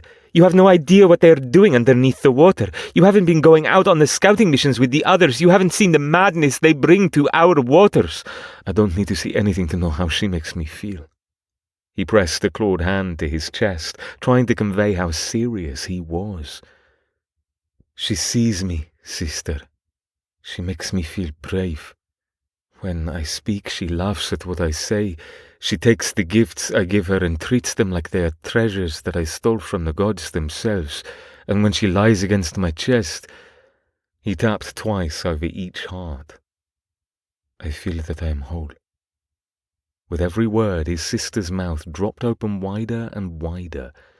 If she wasn't careful, a fish was going to swim into that open maw of hers, and yet she didn't close it even when he finished. His statement hung between them. If he had been with any other person, he would have feared judgment. He would have worried they would slice him along the tail and leave him for the sharks after they decided he had clearly lost his mind. But his sister wasn't like that. She understood that there were different people out there. She had chosen a male that no one else had ever thought she would choose because she saw the value in who he was. Her mate had been a good man, and now his name was lost to the sea because she had not been gentle enough to preserve him. Virago snapped her jaws shut, the echoing click making him flinch. "You truly feel this way?" "With both my hearts." He sighed. "I cannot explain the feeling much more than that, Virago. I know that I am where I should be when I am with her, and I know that she is not of our kind." "You see how difficult it is going to be?" "Of course I do." His words came out harsher than he'd intended, spitting them at his sister, who had always treated him like a child. "I see how difficult it is going to be. She cannot stay in the water forever, and I cannot go onto the land. But if I must chase her sunlight across the seas, I will, just to bask in the light of her smile." Something changed in Virago's expression. She went from confused and perhaps concerned, then calm and serene. It was unnerving. He flicked his tail to put distance between them. "What is that expression?" It took her a while to respond, and when she did, he almost didn't hear the words. "I believe you, Imber." He was stunned. He hadn't thought she would believe him, let alone admit it. Imber had never dreamed it would be this easy for him to tell her, either. This was his little secret, his greatest hope delivered to him in a package that his own people may very well never understand. How he wanted them to. He wanted them to see her and love her just as he did. "Oh," he muttered, sinking down onto the sands with a horrified expression on his face. "Oh no. What?" His sister's spines rose. She curved a clawed hand around her child, looking around for whatever danger might be upon them. "I love her," he breathed. "I think I love her so very much. I might have loved her for a long time, but I just realized." Virago breathed out a sigh of relief, all the tension in her easing as she wrapped herself around him. Her tail flopped on top of his, heavy enough to squeeze out some of the anxiety. "Of course you do. You don't want her just as a maid. Even I can see that. You want to keep her, Imber." That was the problem, wasn't it? He couldn't keep her. No one could. Trailing his hands over his niece's back, he let the soft skin remind him of what he had always wanted. A family. Someone to love him as much as he loved them. "I chose an impossible path, didn't I?" "Maybe," Virago replied with a chuckle. "But you also could have chosen a path that changes the way we all see the world. Your Akramo might be the reason we all need to help us get along. They don't even know we exist, Imber. If you continue down this path with her, maybe they will see that we are a people they have to contend with." "Why would we want them to know we are even here?" "Because they are doing something." His sister frowned, her eyes turning in a direction he couldn't see. "They're going to an area near where we hunt, very close to where the pod sleeps. We're not sure why." There were more of the shells that she travelled in. He hadn't seen many in this area, but they were far from their hunting grounds. "What are they doing there?" "None of us are sure. There's just strange bubbles always in the same area. The last time I went scouting, there were green rays coming out of the shells." His sister shuddered. "The light made me frightened, brother. I'm not sure they were there for a good reason." That strange pit in his stomach was back, the same pit that happened when he smelled her fear. Suddenly he wondered if Alice hadn't been telling him everything. "I can ask her.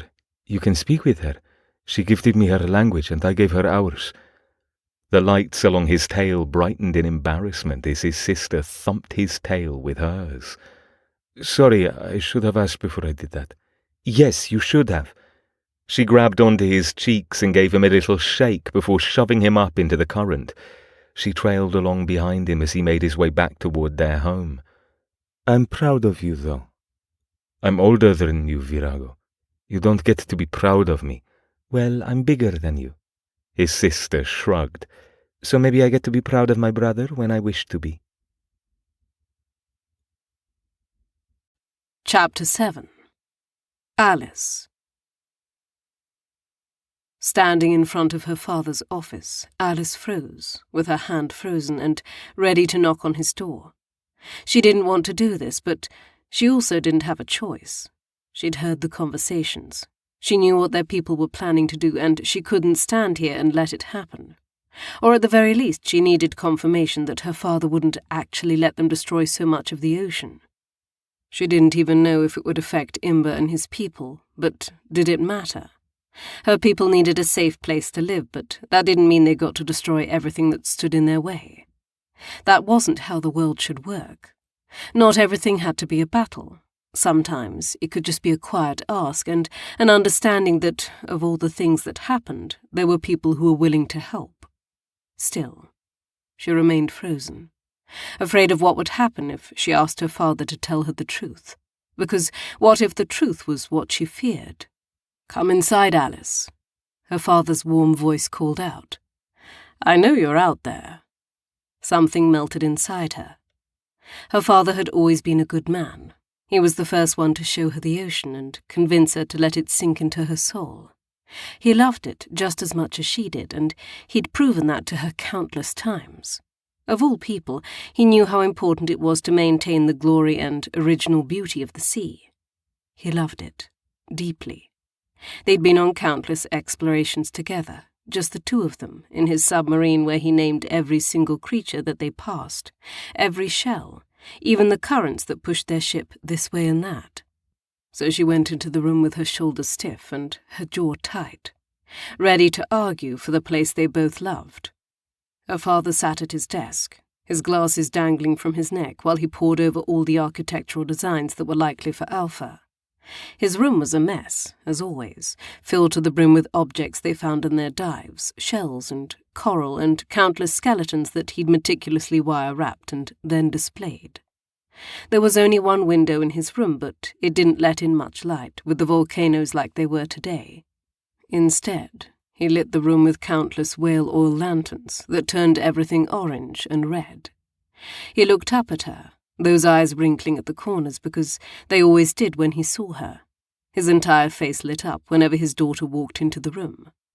She remembered someone asking him about that once, and he said that his greatest discovery had nothing to do with the sea but with the life he had made, because no matter what he found or what he made, his daughter would always be the first person who mattered. Tears pricked her eyes. It was hard to think of her father as a bad man when he was the one who had been there for her. But she knew that he also wanted to make sure this city was everything that anyone had ever expected of him. She loved him, even through his faults, even though maybe he was focused on this a little too much. Sighing, she rubbed at her eyes and slumped into the chair in front of her father's desk. "Dad? You seem upset." "I've been listening through the walls," she muttered. "I overheard everything you and the General said to each other, and Dad, you can't do this." Her father leaned back in his chair. She could see how hard it was for him to pull himself away from his work. Even when he looked at her, his eyes flicked to the small details on the pages in front of him. His mind didn't want to stop thinking about all the things he needed to figure out. No matter how hard he tried to focus on her, he would always look first to his work. It had been this way her entire life. Alice shouldn't feel so bad about it. When she was little, it was fun to work with him. She enjoyed going out to the sea and listening to him ramble about all the dreams he had. That he would be a great man who no one forgot. But now she saw the flaw in it. He was a man obsessed. "Why?" she asked when he didn't reply to her. "Why do you want to ruin something so beautiful? Something you and I have dedicated our entire life to exploring. We're not ruining all of it, he replied. But she could see the shadows in his eyes. Even he didn't believe his words. Just a small section. Carving out an area for our people to live will not be easy. No, it won't, but I don't think the General is being honest with you. You don't need to have cameras and weapons pointed in every direction. What could possibly hurt us in the ocean? She knew what could hurt them. The Undines were long and strong. They were powerful, in a way no human could ever be. And she wasn't even all that confident her people could fight them off if they tried to attack. She knew, without a doubt, that should be a concern. But she also respected Imber. She saw the beauty of his kind and understood that her people were trying to take over his home. They had to understand that there were people already there, and so the respect they had to have for the Undines needed to come first. She said none of this to her father, but when she looked at him, she could see a lie forming on his tongue so easily. Without thought, the words fell from her tongue. You know. Her father looked surprised. What do I know? About them. She shouldn't even be saying this. What if he didn't know? What if she was letting her father know about this secret species and suddenly all of this might be her fault? Could she trust her father with the knowledge that Imber's people existed? Would he run to the General and let that terrible man know that there were other things they had to worry about and things that didn't have to do with structural integrity? Her father slumped even more in his chair and then pinched the bridge of his nose. Alice, I'm only going to ask this once, and I need you to tell me the truth. Where have you been going all these afternoons? A little bell of a voice in her head said that she should lie.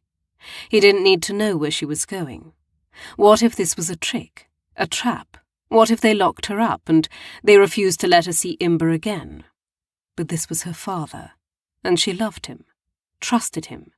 Even though he had done some questionable things as of late, she knew in his heart he was a good man. I've been meeting with the sea, she replied quietly. She stared into his gaze, hoping he knew what that meant. Exploring. Talking, she corrected.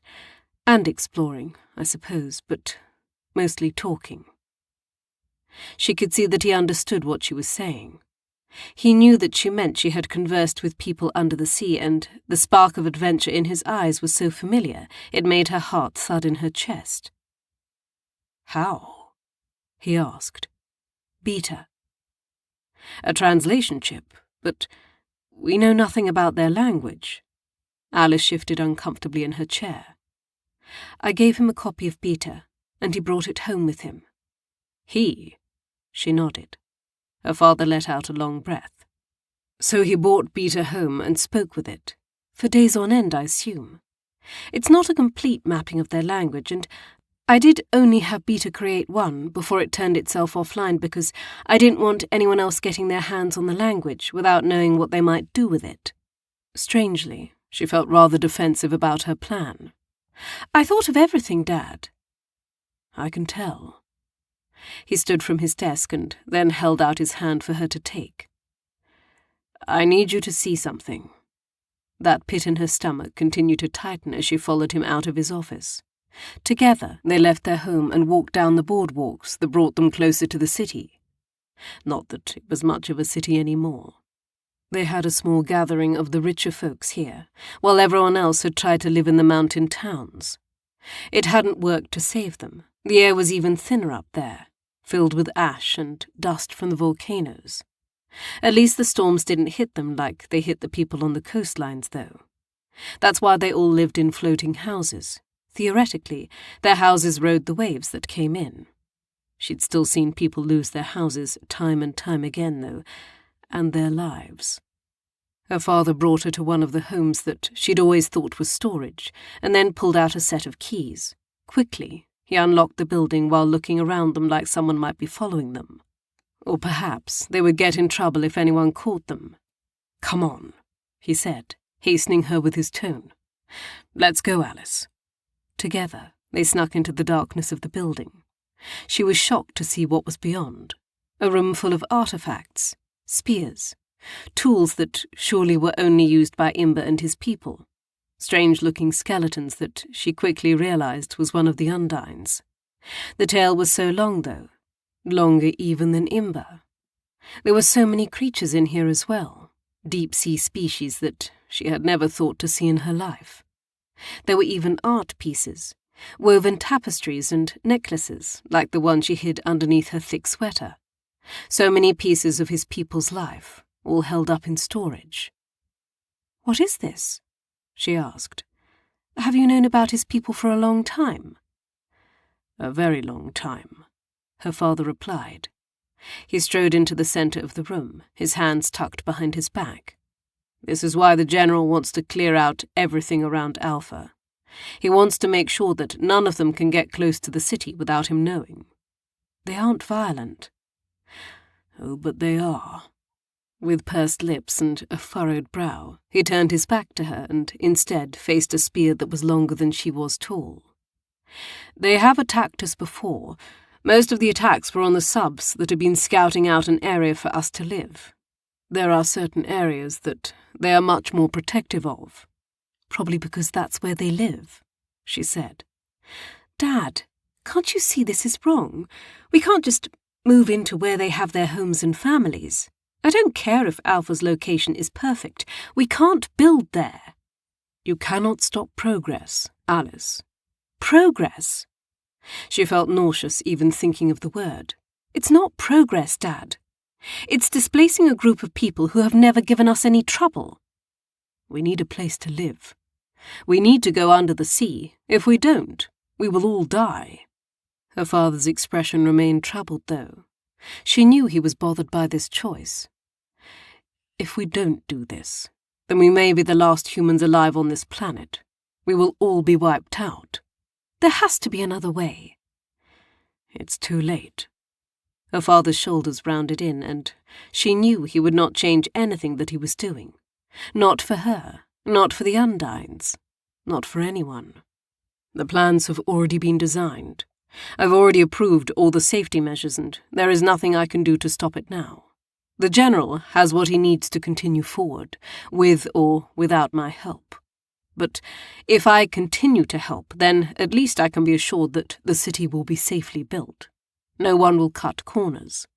It won't flood or crack, as we have always feared it would." "You're going to destroy their homes?" she said one last time. Tears dripped down her cheeks and she tasted salt on her tongue. "These are people, Dad. They have a language, intelligence, and kindness. Imber is—" He interrupted her. "Imber?" "That's his name." "It is a good name. I hope he has been kind to you." Her father turned around, and she saw there were tears in his eyes as well. "Tell him to run, Alice, or whatever it is they do. Swim far away from here, because if he doesn't, then his people will die. The General will stop at nothing to get what he wants. You have little time left to convince them of that." "Dad," she whispered, begging him to tell her this would not end the way she thought it would. "When you see them, tell them I'm sorry." He shook his head after the words, as if he couldn't quite believe himself either. "If I could do something, I would stop it. Maybe if I had the foresight to see where this would have ended up. I knew who the General was and what he would expect from my work. But this was the greatest design of my life, and I got caught up in it." "Dad, you have to stop them." "I can't." A single tear dripped down her father's cheek. "Even if I tried, lovely girl, there is nothing I can do. I could rip my designs out of their hands and burn them, but that wouldn't stop them from building the city. It's too late. I was blind, and now I will hold this guilt for the rest of my life." She took one step back, then another, until there felt like an entire ocean between herself and her father. He watched her movements with sad eyes and a heart that broke just like hers.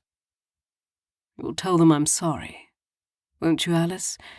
Warn them and then tell them that I am so sorry. She didn't have it in her to say that she didn't think apologies meant anything when their homes were going to be destroyed.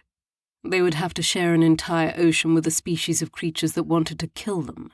And she didn't know that Imber's people were equipped to handle people like hers. People with guns and technology that far outpaced their own. Swallowing her tears, she bolted away from the building.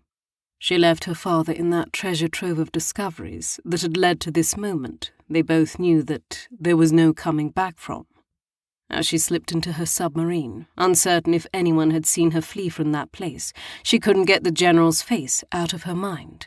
"Beta?" she asked, waking up her droid to help her pilot the ship. "Take me to him." Chapter 8. Imber. "Imber!" The shout echoed through the water. He was curled up on his small spiral of stones, worn soft and warm by the sea and his scales. He'd been dreaming about her, Alice, because he was always dreaming about her. Shaking the trailing fingers of the dream off, he sat up even as his gills flared around his neck and chest. He could smell it, the blood in the water that would soon draw predators to their home. Blood. Why was there blood here? Shooting out of his nest, he darted through the currents toward the smell. It didn't matter who was hurt or why they were calling for him. He had to go. His people needed him, and it didn't take even more than a second thought. The sleep fell away from him, and he saw a giant crowd in the center of their home, men and women all clustered around one of their own who lay bleeding on the central pattern. Coils of red plumed around the larger male who had been with the hunting party last night. There was a bright red blotch along his tail where something, or someone, had cut into it. Not teeth, not a round circular mark as though he'd been bitten by a shark or any other creature that lived in their homeland. It almost looked raw and ragged around the edges. He'd never seen a wound like that before. His sister darted toward him, her tail moving so quickly that her child nearly bounced free from the net. "Brother, you are well?" "I'm fine."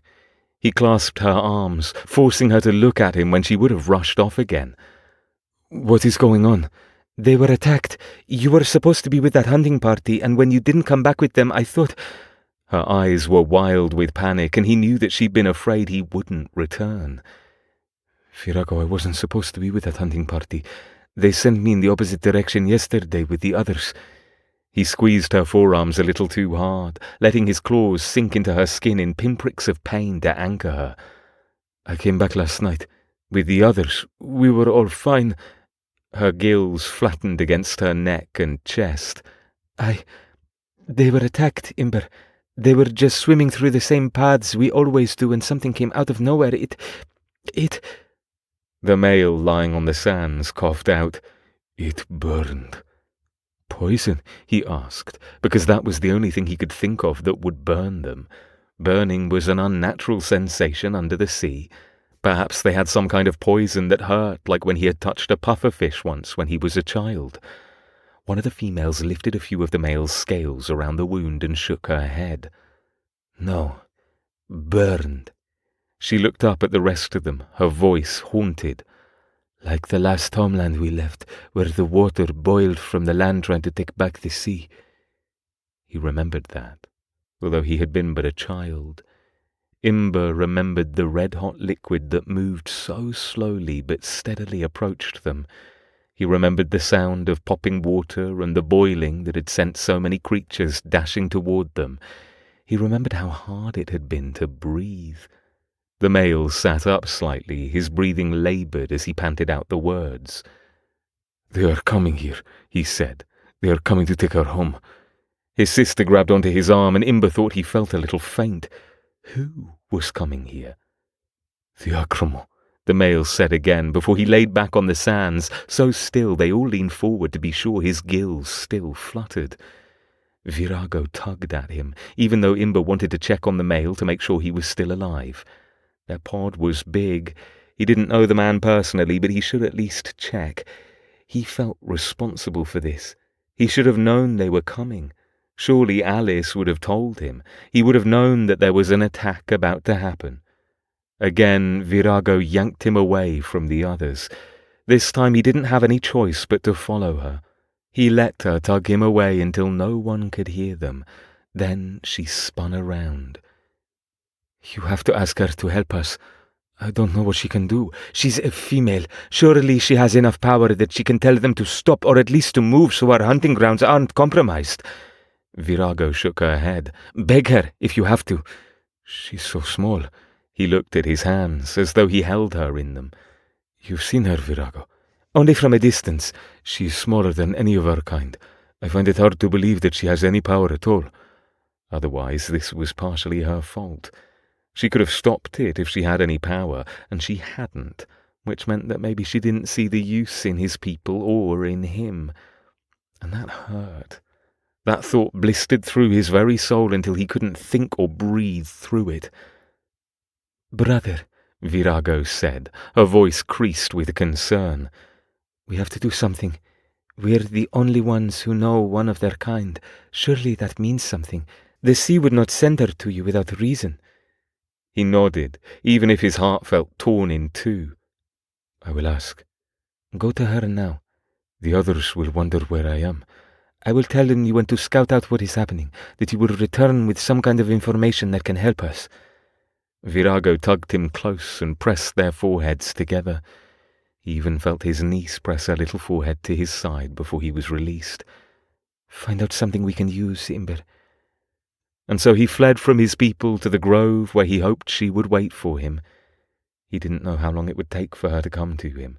They didn't usually see each other this time of the day, or even this time of the week. It might take days where he sat on the sands, waiting for her to tell him she had nothing to do with this. Except by the time he made it to the grove, there was already a metal shell waiting for him. He had only a few moments to be shocked before the top flew open so quickly the sound echoed around him. Imber heard the muffled sound of his own name, shouted as she struggled to swim closer to him. He'd thought he would be angry at her, that he'd want to yell and scream or ask what had she done, what had her people done. But the moment he saw her, with those billowing skirts like the most delicate jellyfish belled around her, he couldn't be angry. All he wanted to know was that she was safe. He'd flicked his fluke before he even realized he was moving. Then he was racing toward her, speeding through the water so quickly he swore it didn't even touch him before he had her gathered up in his arms. Her twin tails wrapped around his waist, holding him just as tightly as he held her. They coiled around each other, tangling as best they could until he couldn't tell where he started and where she began. He held her close, breathing in her familiar scent and the hope that came with it. "Alice," he breathed into her neck. "I'm so sorry," she whimpered. "I'm so sorry. I didn't know what they were going to do or that they knew about your people. I would have done something, I promise." "You know now." "I know everything." Her entire body quaked in his arms, racked with emotions as she struggled to speak through them. "I confronted my father. He's the main designer, and I'm sure that means nothing to you at all. I didn't know where they were going to build the city, or that they knew you existed. All I heard at first was that they were going through with the design, no matter who it affected. But I didn't ever think it would come to this." He tugged her away from him, confused at what she was saying, and also because he wanted to look at her. He wanted to see the tears in her eyes and know without a doubt that she was as plagued by this as he was. "Alice, you have to tell me everything." So she did, without hesitation. He watched her purge the words with growing horror and a realization that nothing he or she did could stop what was going to happen. Women had no power in her world, at least not like in his. She couldn't tell them to stop building their new home, just like he couldn't tell his people to move. She would do whatever she could do, but that was so very little. Her people were going to destroy his. They were going to take over ancient lands that had been in his family for generations. They would start a war with his people that wouldn't stop for generations to come, if it ever did. A sudden premonition hit him like he'd been swallowed by a whale. They wouldn't stop fighting until one side was dead. Undines, or humans, as she called herself, one of them had to die for the other to live. He gathered her up again, tucking her head underneath his chin and holding on to her for all that he could. This wasn't right. They were going to be fine. He would figure it out, or they would figure it out together. "I'm so sorry," she said at the end of her story, still breathing hard. It was difficult to hear her through the mask she wore over her mouth. He wished he could take it off. He wished she could live under the water with him just as he always wanted her to do. "It's not your fault," he said, rubbing his hand up and down her back. "Although I'll admit I was hopeful you would be able to stop this." "I don't know what to do." She leaned back, a strange grating noise coming out of her before he realized it was the sound of her sniffing. It had changed with her tears. "I just know that my father is part of it, and so it feels like I've been part of it as well." "You couldn't have known." "I should have done something earlier, told you earlier." She shook her head, then pulled the mouthpiece off. He tried to ignore the mucus that she wiped away, and then gently took out of the mouthpiece before placing it back on. "My father said to apologize for him, and that he can't stop what's coming. Then he said to tell you that you should run." "I don't know what this means." "Leave. You should leave before they hunt you down." Big, sad eyes stared up at him, and he wanted to fight the world for her. "I think he might be right, Imber. I don't think there's a way for you to fight back against my people. I think you might all die if you tried." "Your people would really kill us." She nodded miserably.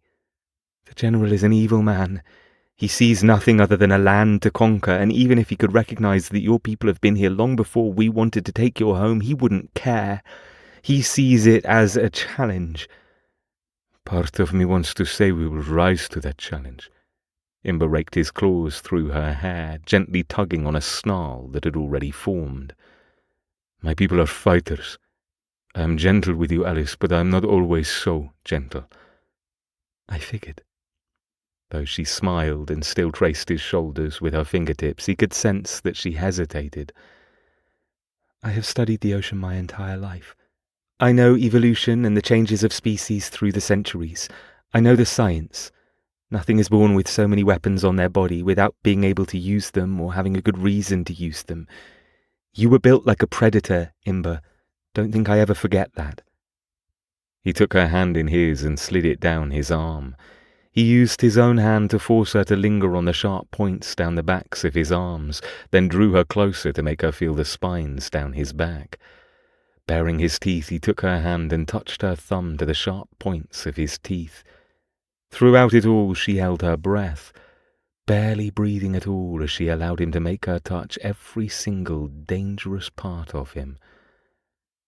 And when he was done, when he was certain she had been frightened enough, he leaned down to press his lips against the very sensitive side of her neck.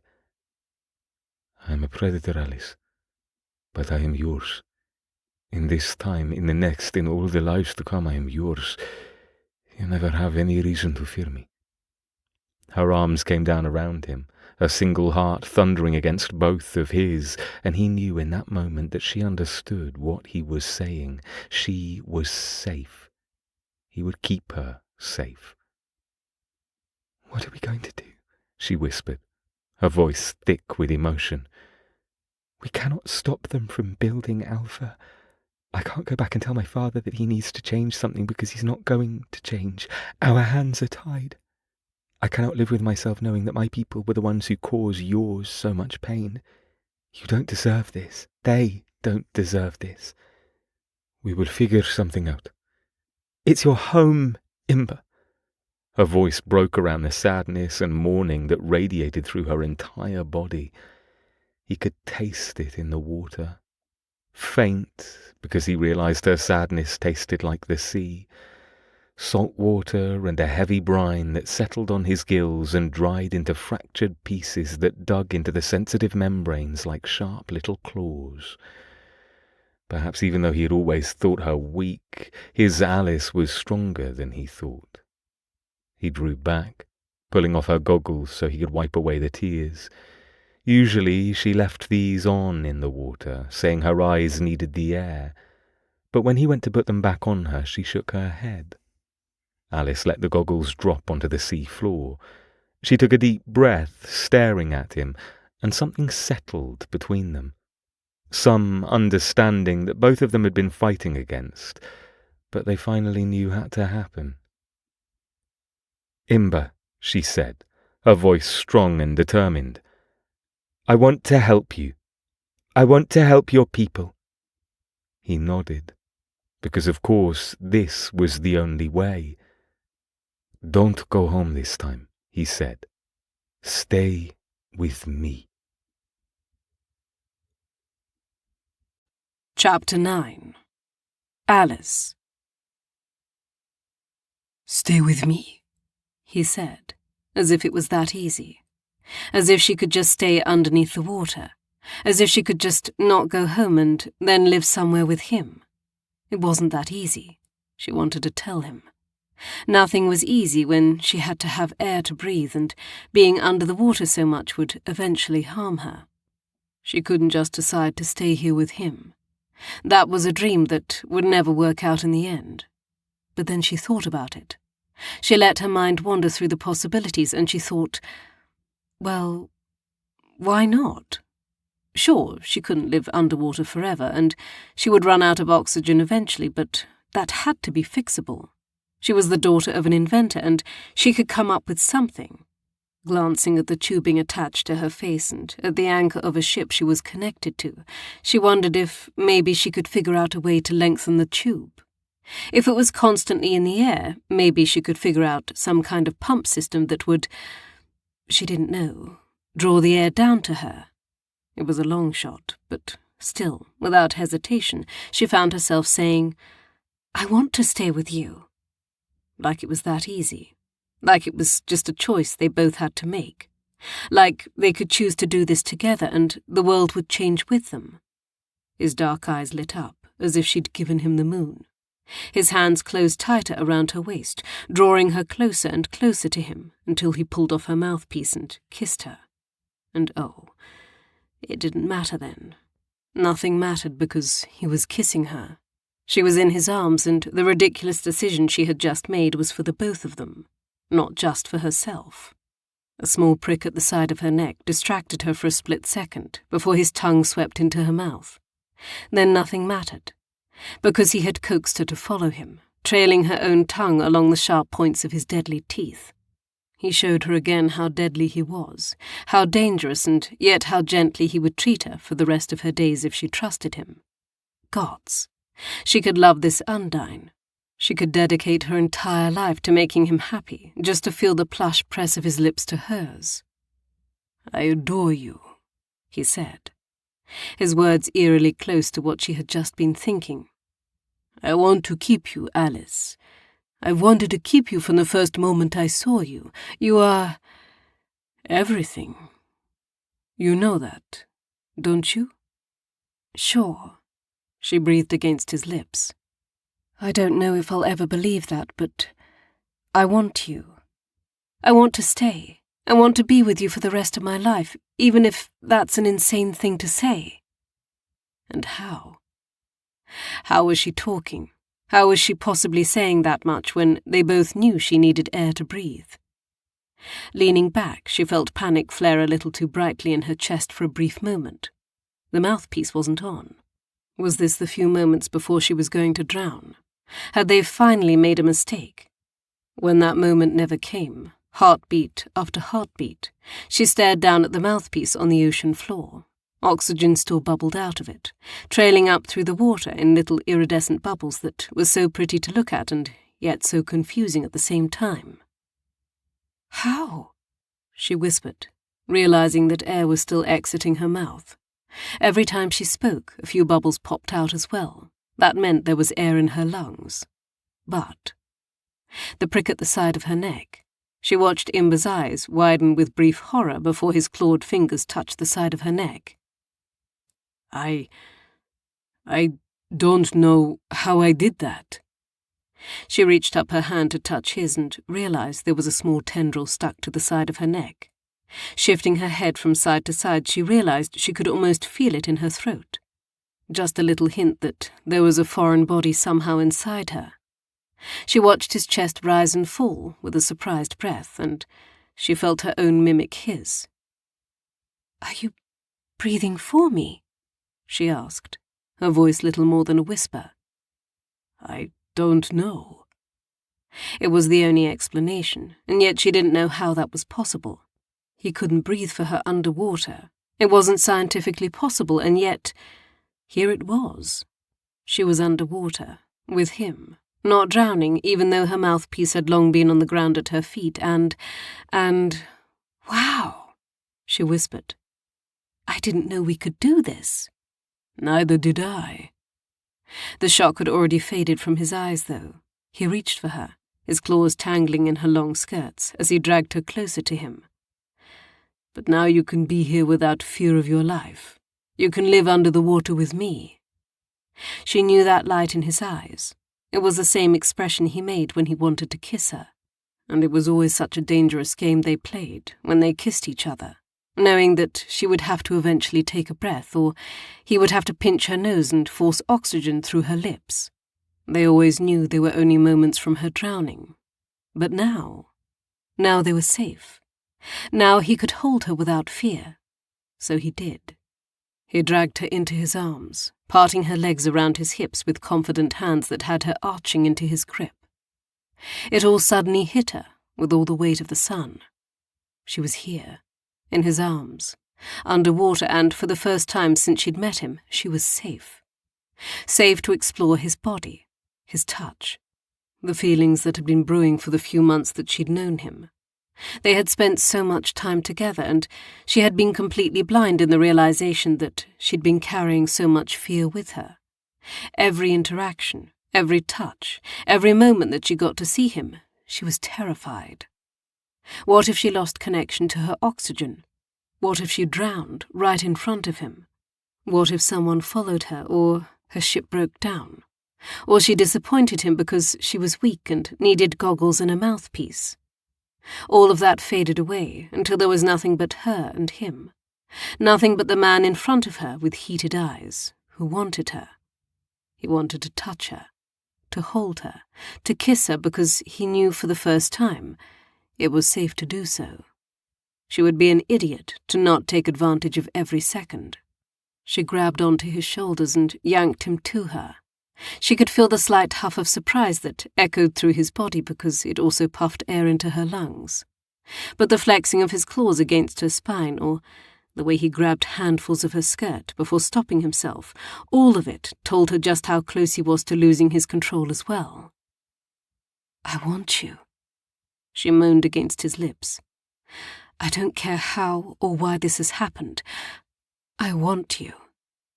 And maybe, just maybe, he wanted her as much as she did him. Like she'd unleashed a shark, he descended upon her. She only had a few moments to realize they were sinking to the sands before her back hit them. A plume of sand covered her vision for a brief moment before his gills fluttered hard enough to push it all away from her. He loomed over her, a dark shadow with the frame of the sea behind him. "I have wanted to taste you for such a long time," he growled, his voice low and guttural. She didn't know what to say. She didn't even know how he would taste her, but sure, if that's what he wanted to do. Nodding frantically, she wrapped an arm around his neck and kissed him again, arching into him, wanting whatever he would give her. "Then taste me," he groaned, his body going rigid under her touch. "We are not gentle people, Alice." "I don't want gentle." "I don't know how to do this the way your people do. Maybe—" She leaned away from him, a full-blown glare on her face. "Do you want me?" "Yes." The word wrenched out of him, like she had pulled it out of his heart. "More than anything." "Then touch me how you want. Taste me how you want.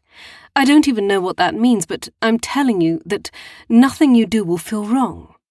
She kissed him again, sweeter this time, but with no less desire. "No one has done this before, Imber. I think it's safe to say that anything we do will be new for the both of us."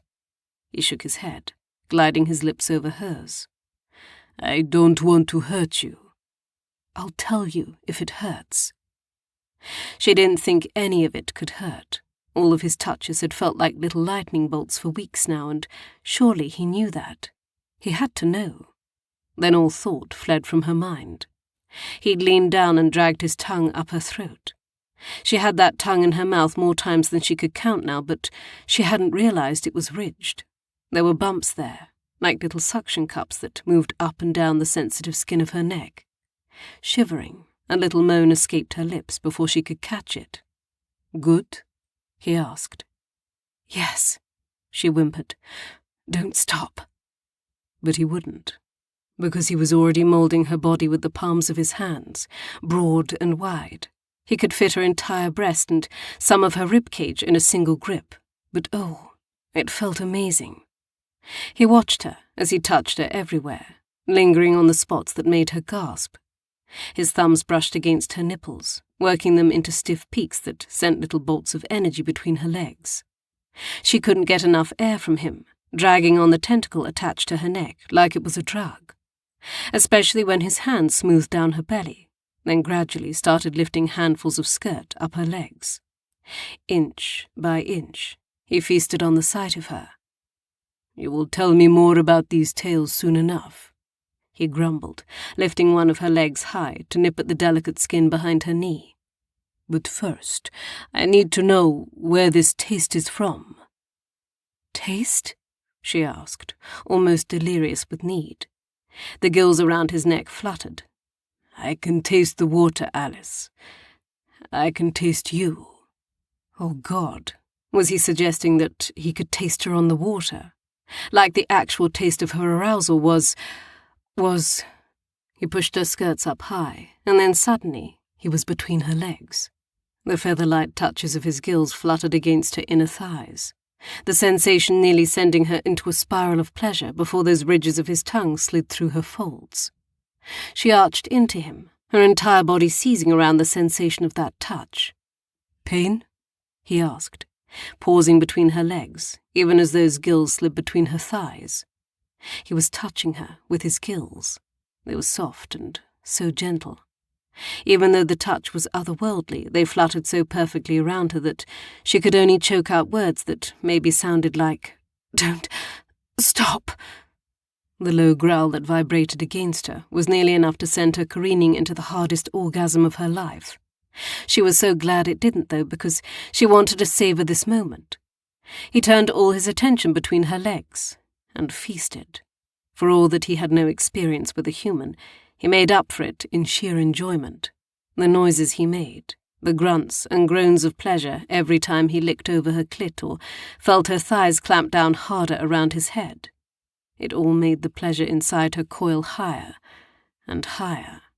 She glanced down, seeing black claws ripping through her skirts and his tail lashing behind him as he ground himself into the sand, and she almost couldn't take it. She wanted, needed, more.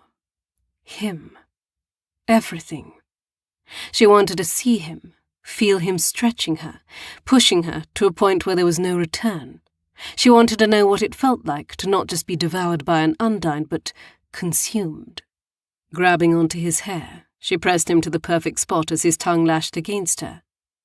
"Yes, Imber, right there," he groaned. A long, low word that sounded like a curse. "You taste so good," he growled, before plunging his tongue deep inside her. And what a long tongue it was. She arched her body, riding his tongue like she would his cock, as he pistoned it in and out of her pussy. She was glad they were underwater, or she might have heard the obscene sounds of how wet she was and how hard she rode him, but then stars sparkled beneath her eyes. He bent his tongue, pressing against something inside her, and all those little suction cups gripped onto her, and she exploded. Every muscle in her body locked up tight. She couldn't see, couldn't breathe, couldn't do anything other than hold on to him and hope she made it out of this alive, because she thought maybe she wouldn't. Eventually, the clenching muscles gave and she slumped down onto the sand. There really wasn't enough air for her to breathe, but she felt him breathe a little harder for her, so she could at least get her heart to beat a little slower. It wasn't easy, though, not when she was so limp in his arms. He braced himself over her, that long dark tongue licking his lips, as though he couldn't stand wasting a single taste of her. "I'd like to do that again," he said, his voice still thick and ragged. "Soon." "Yeah, when I can breathe again," Alice replied, then giggled. I don't think I can move." "Good. You don't have to." Imber smoothed her hair away from her face. "For now, I should get you somewhere safe." She shook herself free from the post-orgasm haze, reminding herself that, technically, they weren't safe yet. They were still in the ocean, likely still near the dig site for Alpha. They had a lot of things to do, and she couldn't just snuggle into him when all she wanted was to return the favor. "But what about you?" she asked, drawing her fingers down his lips. She couldn't stop touching him, not after that. He grinned, nipping at her lips. "Soon, little one, soon. But first, we have to do something about your shell." "My shell?" She frowned before realizing he was looking at her ship. "Ah, right. That is a problem. One that was easy to fix, even if it meant that she would have to break her father's heart a little. It made her own heart break, but she hoped he would see it as a sign. He was the only one who knew she was close with the Undine. He was the only one who knew that she wasn't alone in the ocean. She made quick work of it. She couldn't even let Beta know that she was going to be okay, or the little droid would have to tell them. So she directed Imber. "Rip off the front glass, if you can. There's a red button on the top panel. It's an emergency protocol that will make it go home on its own. It should be able to do so, even with all the water damage." He gave her a look, clearly unimpressed that she thought he couldn't rip off the panel. She watched with wide eyes as he made it look almost easy. He tore the glass off like it wasn't held on by industrial-strength bolts that were then welded onto the metal. He could have ripped the whole thing open like a tin can, if she'd asked him to do that, and somehow that was thrilling more than it was terrifying. When it was all said and done, there was very little to do other than rub at the faint ache in her chest. They were still connected by that tentacle, far enough to be an arm's length away, and that was all. So he gathered her close. It felt only natural to move even closer. "Come home with me?" he asked. She found it was hard to do anything other than nod against his chest and mourn the loss of her old life, even as she felt a spark of excitement to see her new one. Chapter 10. Imber. Nerves churned in his belly as he swam her away from the grove. He had never thought this would be possible, let alone that he would bring Alice back to his family. But no part of him regretted asking her. The only thing he had to be nervous about was whether or not they would let her stay. He thought they would, maybe. His people were suspicious of hers, considering the attack that had just happened, and the fact that they were going to be faced with more attacks soon. But maybe, just maybe, she could win them over. Imber tried to prepare himself for the inevitable. Someone would try to hit her or scratch her. They would want to take their pound of flesh for what her people had done to his. Though they were likely owed that, he didn't want to see her harmed. She wasn't the one who had burned his podmate. She wasn't the one who had designed this new city of theirs. Perhaps he should hope that his sister found them first. Virago would be a much larger shield for his Alice, while Imber tried to calm everyone down. Come to find out, he didn't need to worry in the slightest. The first moment they could see his home, the swirling patterns of stones marking the way to their nests, they were spotted. The Undines rose from their nests, all of them swimming toward him in a wall of colourful creatures that likely terrified her with their movements. They rose out of the ocean and came for her, long claws outstretched and their dark eyes wide. He tried to see them as she did. They were rather monstrous compared to her, although they were his family and friends. They looked like him. Alice tightened her tails around him, holding onto his shoulders and squeezing a little harder as she tried to straighten up. He wanted to tell her to be brave. He wouldn't leave her side, even if they tried to tear her from him. But he didn't have to worry about any of it. The moment the first of his people reached for her, she went without question. She untangled her tails from her, brushing her hair back away from her face and reaching out for the giant female as well. Aluo was one of the largest females in his pod, if not the largest. He still remembered watching her grow as they were children and being ridiculously intimidated by her size. She had ended up nearly double his size, and her broad shoulders, with stacks upon stacks of muscles, made her a formidable opponent. He'd seen many males die as she mated with them, but Alice didn't even flinch. She touched her fingertips to Aluo's, a smile on her face as she looked at how large in comparison the hand was to hers. And then, with a surprising movement, she pressed Aluo's fingers against her forehead. How did she know? How did she so easily fit into his people without question and make a movement that was clearly meant with respect? He watched Aluo's expression change from one of suspicion to softness. And then they were swarmed by the people of water. So many of them dove all around him, darting through the currents as they tried to touch her. Some of them ran their claws through her hair, others touched gentle fingers to the bottom of her feet. So many people, all trying to catch a glimpse of the strange creature he had brought to them. She did what she could to endure their curiosity. Imber could see she was getting nervous, though. Most of that had to do with when one of his people got too close to the short cord holding them together. If they ripped out his tentacle, she was too deep underwater to reach the surface before she would drown. Flicking his tail, he moved closer, gripping her hand in his so she wouldn't float too far from his side. "I've got you," he murmured, dragging her a little closer as yet another of his people caught hold of her foot. "I won't let anything happen." "I know," she whispered, squeezing his fingers. But her eyes were still a little wider than he'd like to see. Even though she put on a brave face, he knew this was overwhelming. Finally the crowd parted and his sister swam through it. Virago looked particularly exhausted today, or maybe that was just the little one attached to her hip that was wriggling and reaching out for him with grabbing hands. Soon he would hold his niece again, but right now he wanted them all to see that she wasn't a threat. "Brother," Virago said, her voice pitched loud so that everyone could hear her. "You have brought one of the Acramo to our home." "I did." "The dangers they have caused in our waters are reason enough to not bring her here. So please, explain to us all why you hold on to her like a mate."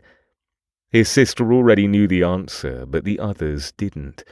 This was her way of telling him to weave a tale that would make them all relax, a tale that would convince them to let her stay.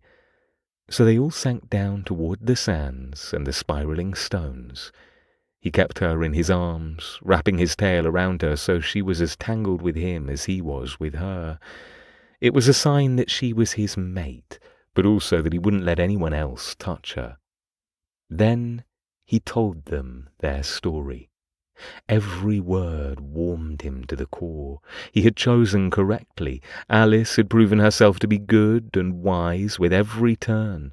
Her adventurous spirit was a captivating part of the story, as was her bravery when she first faced him down. He left out the parts where they had explored each other's bodies, namely because he didn't know what to say about it. She hid a treasure trove between her twin tails, one that tasted as sweet as the oysters that he harvested for his pod to eat. He'd never look at one the same again. Even though his grip had loosened around her as he spoke, as he was less concerned with someone taking her from his arms, she had taken to stroking his tail. He knew there were many who watched her do so. They were pleased with how easily she showed him affection, and even more pleased that she wasn't disgusted with the touch.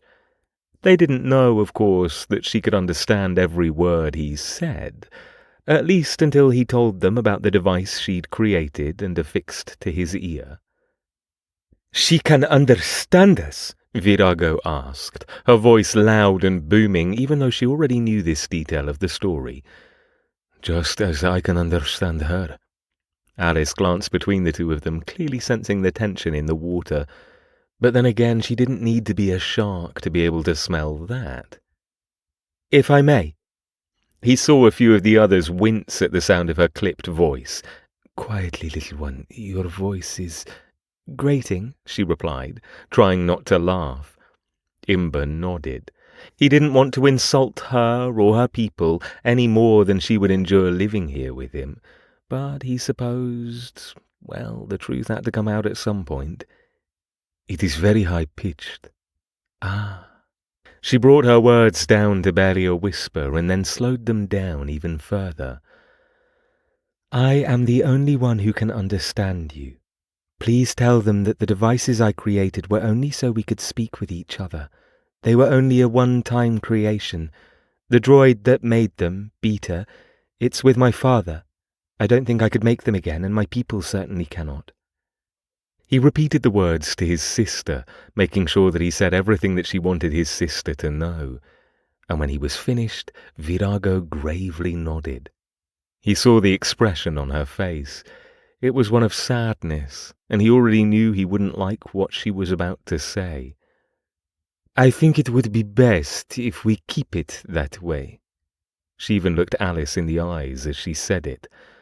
I'm sorry that we will not be able to converse easily, new sister, but your people cannot have a way to know our language, and I refuse to put anyone else in danger because of it. The risk is too great. Alice nodded before looking up at him. I agree with her. Are you sure? It broke his heart to think she would never truly be part of his people. She would be able to understand them fully, but like a pet, they would never be able to understand her. It's technology I don't think my people should ever get their hands on, she confirmed. Your sister is right. So he repeated the words and then answered any questions his people might have. How did they meet? Where did she come from? What were the small flippers on her tails? Why did they have notches in them? They reached for her hands again, touching the long funnels between her fingers where there should be a membrane. And she let them. His little Alice answered every question without fail, even when she yawned and yanked the air out of him so quickly with the movement that he had to pound on his chest. Finally, he couldn't take it any more. This was the first time he'd had her in his world, and they were both exhausted. His people would have more time to ask them questions, but for now... We're both tired, he interrupted the newest person asking her questions. I think I should get her to bed. To bed? His sister asked. In your nest? He hadn't thought that far ahead. His nest was one of the many that didn't have any cover. It would be a miracle if either of them got any sleep with so many people staring at her. He wouldn't put it past the more curious younglings to sneak a touch while she was resting. Rolling her eyes, Virago gestured behind her. Take mine for the night, brother. Perhaps then you will have some semblance of rest. I couldn't. Your daughter will be fine with me in your nest tonight. She grinned, sharp teeth flashing in the dim light. Take your Acramo to my nest, brother. Make sure she has good dreams there, yes? Alice would understand the words, although he wasn't sure she knew what his sister meant. Good dreams were only for those who had earned them.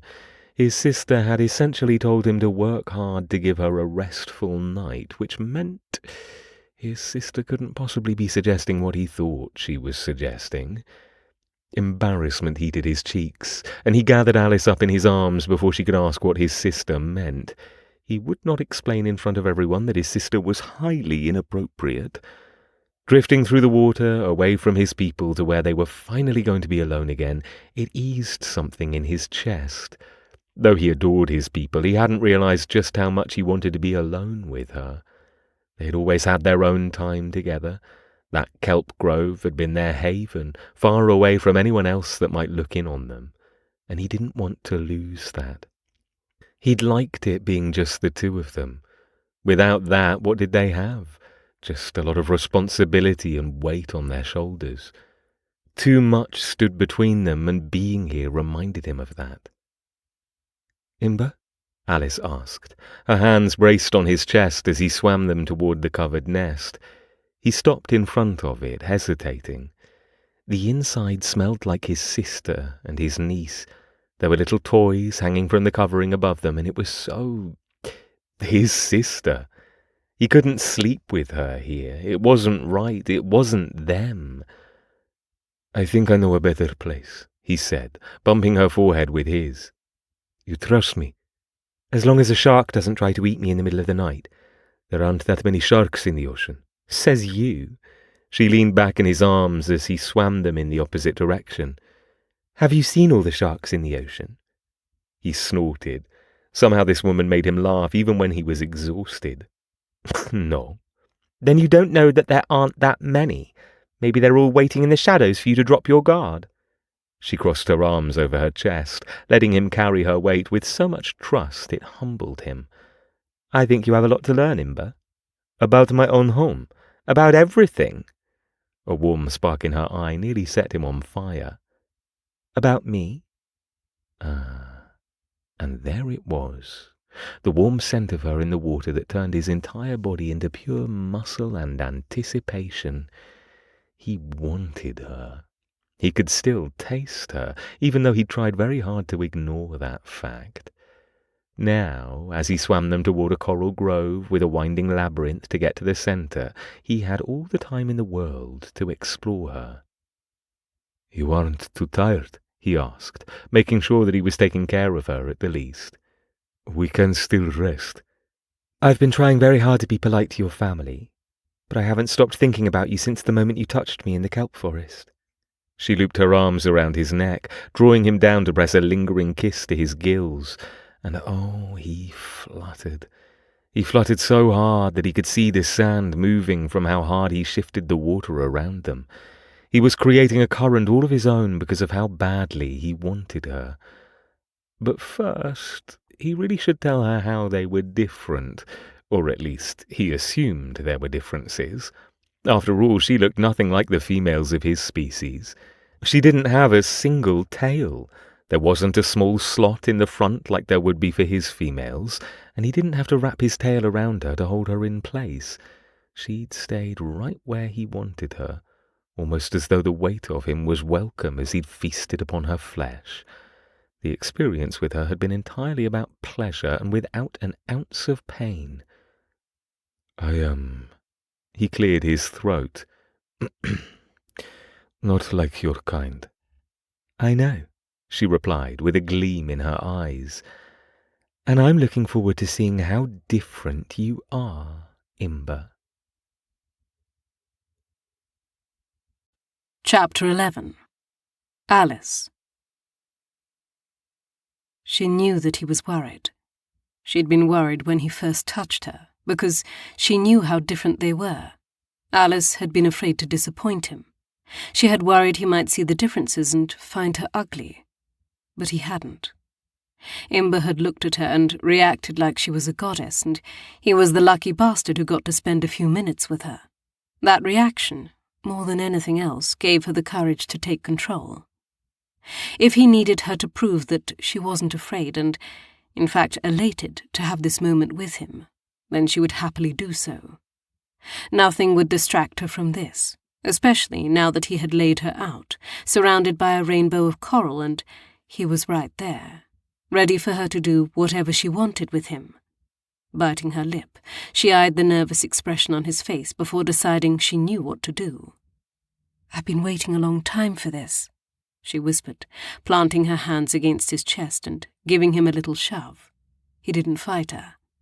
Imber rolled onto his back, allowing her to straddle him and to gently move their connection to her right. She wanted that cord within sight, but she also didn't want to think about it. Distractions had no place here. Then she forgot about the dangers of being underwater and, instead, focused on the handsome creature splayed out underneath her. She skated her fingers over his chest, letting her fingers dip into the hollows where muscles created shadows. He was warmer than she expected. Normally, he was a rather chilly creature to touch, but every time she pressed down on a new muscle or moved farther down his body, he seemed to radiate even more heat. As she watched, the gills on the side of his neck flared out, shaking just a bit with nerves or perhaps with want. "Alice," he murmured, licking his lips as his eyes went even darker. "I don't know that you'll like what you find." "Hmm?" She leaned down and flicked one of his rib gills with her tongue. "I don't know why or how you're still thinking."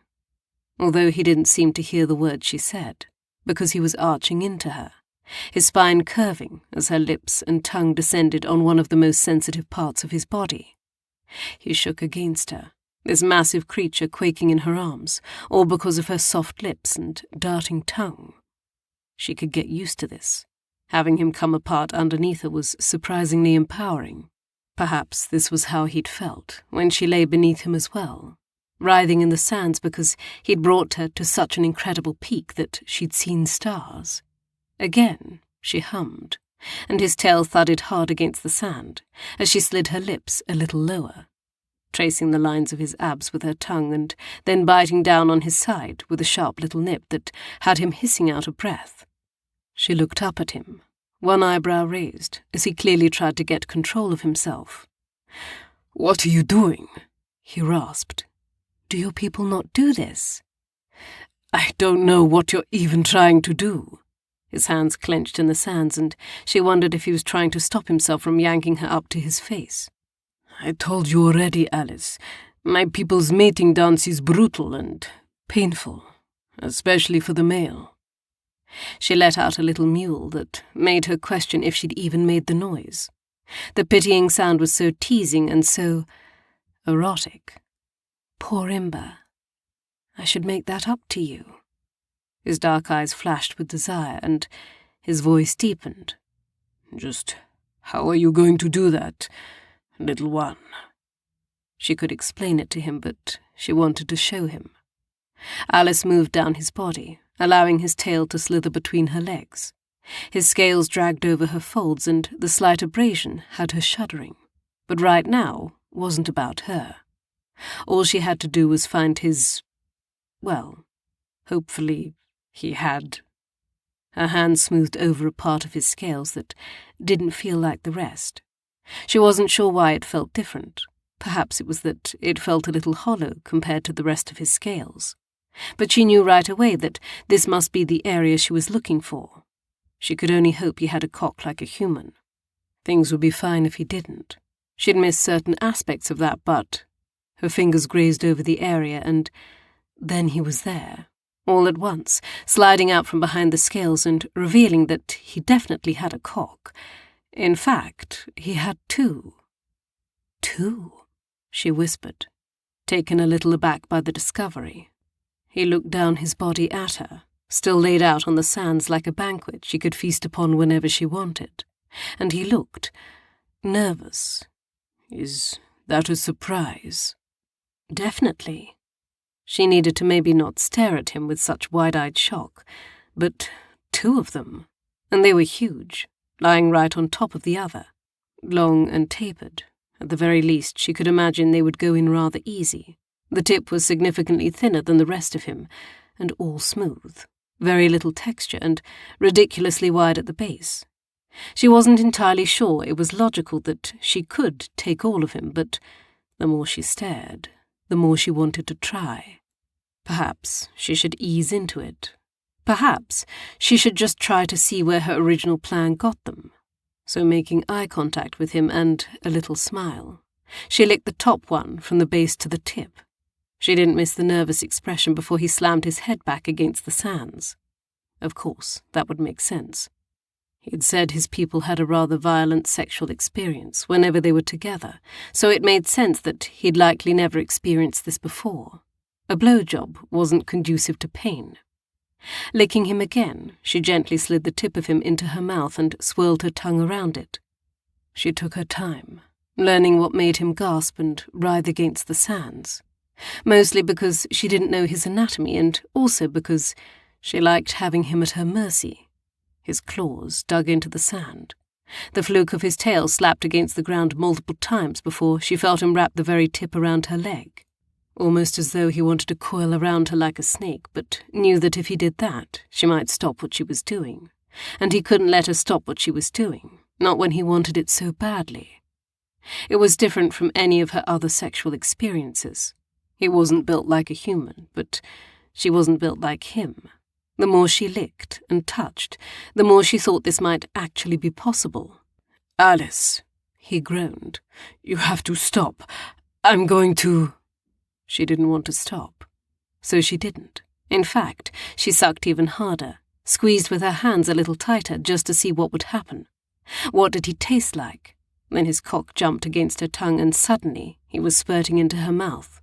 Not eggs, as she had the briefest flicker of fear that he might, but a rather umami-flavoured seed that coated her mouth with a not-so-unpleasant flavour at all.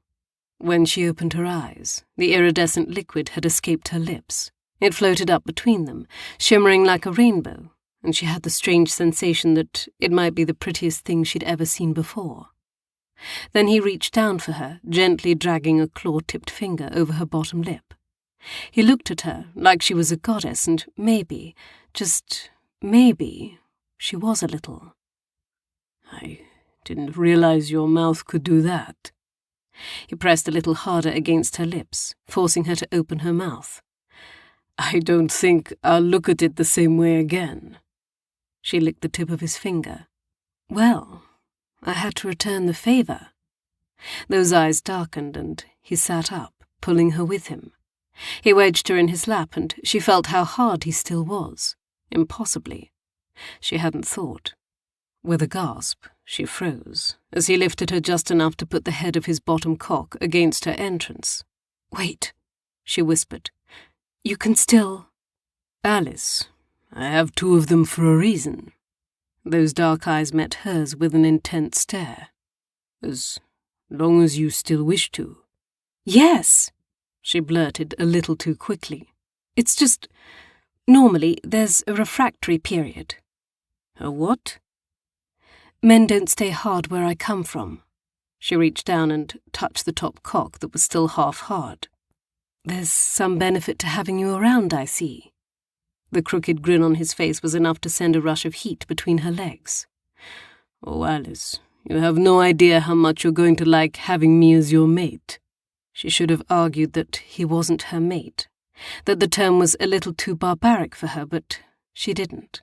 Instead, she revelled in the thrill the words sent shooting through her body as his tail suddenly undulated behind her. He looped it around her waist, locking her in place even as the rest of it created a comfortable brace for her back. Then he flexed all those muscles in his tail and the head of him slid inside her. She felt her mouth drop open as she made a little sound of surprise. Even the head of him, and she'd had that in her mouth, was so big. His face contorted with pleasure, those fangs bared as he wedged himself a little deeper, drawing back only to push in a little farther the next time. He eased himself inside her, slowly, working over and over again with so much patience that it made her heart race. Throughout it all, he whispered encouragement. "Alice, yes, breathe, you beautiful woman. Breathe for me, love. Look how well you take me." She hadn't realized just how much she enjoyed hearing the deep sound of his voice, and the praise that dripped off his tongue so easily. He leaned down, his long tongue wrapping nearly entirely around her breast, as the tip eased her nipples into hard points that ached for more of his touch, more of him. She needed him, wanted him, and then she felt him bottom out inside her. He groaned, and the sound mixed with the whimper of need that made her throat tighten. "Move," she said. "Please, I want to feel you." It was all he needed. He drew back and slammed inside her so hard she felt her teeth rattle, but it didn't matter. It was everything she had asked for, and more. What he lacked in texture, he made up for in stretching her so wide it was hard to breathe sometimes. Every slam inside her, every slow glide, it brought her closer and closer to the orgasm she'd chased, needing, wanting, aching for what he could give her until he reached between them and pressed his other cock against her, rubbing it with every stroke against her clit. The sensation of him, of being filled by him and still having more than she could touch and taste if she wished. It was too much. Both cocks were so hard now, and he was touching her with both of them. She clamped down on him so tight he was forced to freeze inside her. A low growl echoed through his chest, fluttering his rib gills against her as he arched. It was so much, so perfect, everything she needed. Alice had always closed her eyes when she came. It was a natural response, she'd always thought, sealing the emotions inside her because she couldn't look at the other person while she felt such pleasure in her body. But this time, she kept her eyes open. She watched the monstrous being inside her come, and he was glorious. Every muscle bulged with his release. He looked every bit the monster that she knew he could be, and yet she wanted him even more. The sight of him losing himself completely inside her, the feel of the hot gush between her thighs, it only made her come even longer. He was perfect. It was everything she hadn't realized she'd been looking for until this moment, with his cock still twitching inside her and his already spent cock between them. This wasn't traditional. She couldn't even claim it was normal, but it was what she wanted, and she was so happy. Imber's tail shifted underneath her, dragging her limp body even closer to his arms so he could wrap her up in him. He let the ocean hold both of them, buoyant and comfortable, as they slowly spiraled down from an orgasm that had shaken her to her very core. Breathing hard still, she tried to suck in as much air as she could from their connection. He was breathing just as ragged as her, so it was rather easy to catch her breath. It also connected them even more because she knew what his body felt like, how hard it was for him to breathe right now, and how his heart thundered against hers. Or two of his hearts, she supposed, as she pressed her hands against both of the thuds and smiled up at him. "Still with me?" "For as long as you'll have me," he breathed, pressing a kiss to the top of her head and coiling her a little tighter in his grip. It meant that he slid out of her, but she was so wrapped in him that it didn't matter. Breathing together, safely tucked into the sands and surrounded by so much coral, it was like she was in a dream, as though she'd slipped into her greatest desire and stayed there. All of the worries bled out of her body until she only had him and her, curled around each other, the softness in her heart spread into him. She felt the little sigh that rocked through her body as he tucked her underneath his chin, and they both slipped into sleep. There were no words for what they had just done. There was only the knowledge that they were safe with each other. And as she drifted off to sleep, she realized she didn't just feel safe with him physically, because she knew, without question, that he would also be careful with her heart. Chapter 12. Imber. He didn't want to wake her, so he didn't. Imber laid there with her draped across his chest, trying to keep his breathing slow and quiet so she wouldn't wake herself just because of the way he was breathing. He wanted her to sleep for as long as she needed. She'd earned her rest. Even now he could feel his cocks twitching at the memory. He would love nothing more than to wake her with a slow stroke between her legs, to see her eyes widen with desire and passion. But he wasn't an animal, as much as his form suggested that he might be. He couldn't wake her up with expectations. Instead, he would allow her to continue to sleep because she trusted him, and this was enough for now. Her hair laid across his shoulder, the silken feel of it so different from his own people's. Her tails on either side of his hips made him worry she might wake up a bit uncomfortable. At some point during the night she had straightened them. When he noticed they drifted a bit in the currents every time she stirred a bit in her sleep, he'd wrapped his tail around her, giving her a brace against the sea she wasn't yet used to. Then she'd fallen into such a deep sleep he almost felt as though he was breathing for her.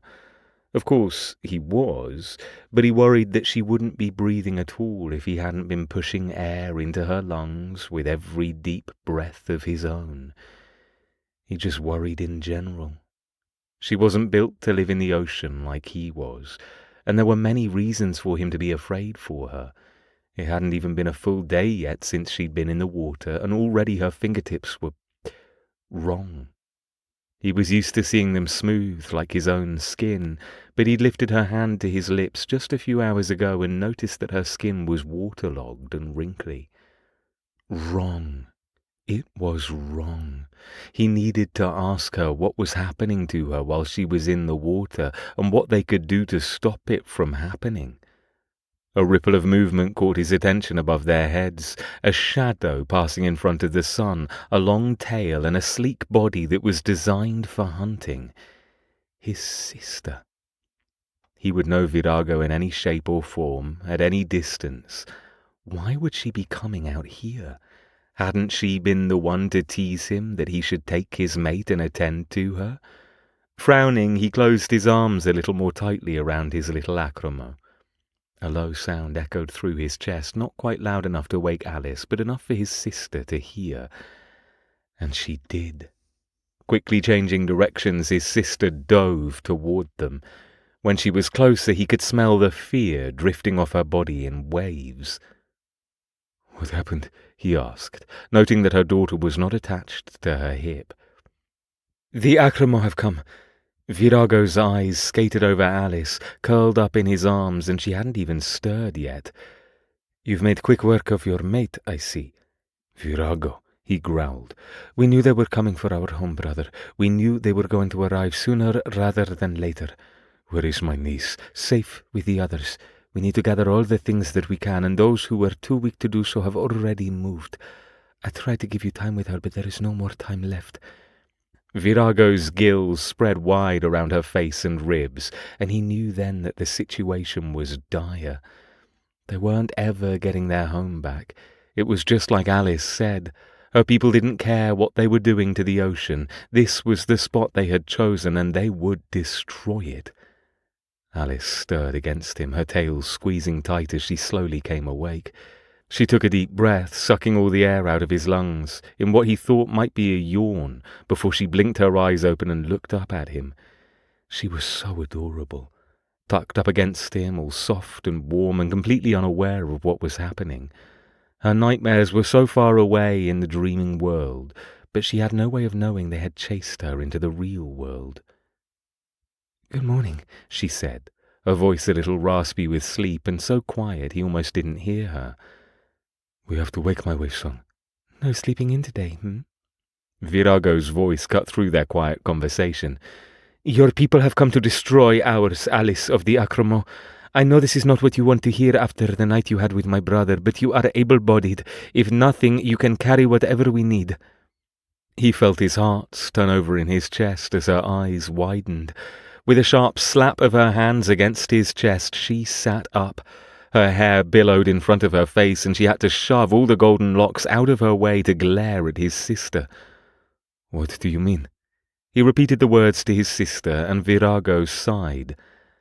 "I mean there are metal beasts clearing the ocean. They approach our home, and we need all the help we can get to move out of their way."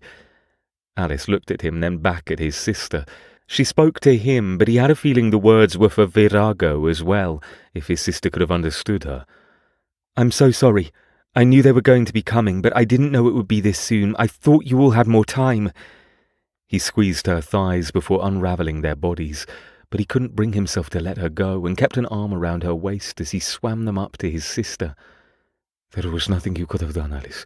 Like you said, none of us could stop this." His heart broke in the silence that followed. They swam through the currents and the waves, and he knew he was returning to what would be a very sad scene.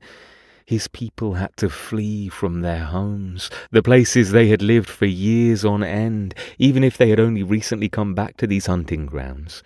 He wasn't even sure where they would go now, but they would find somewhere they were welcome.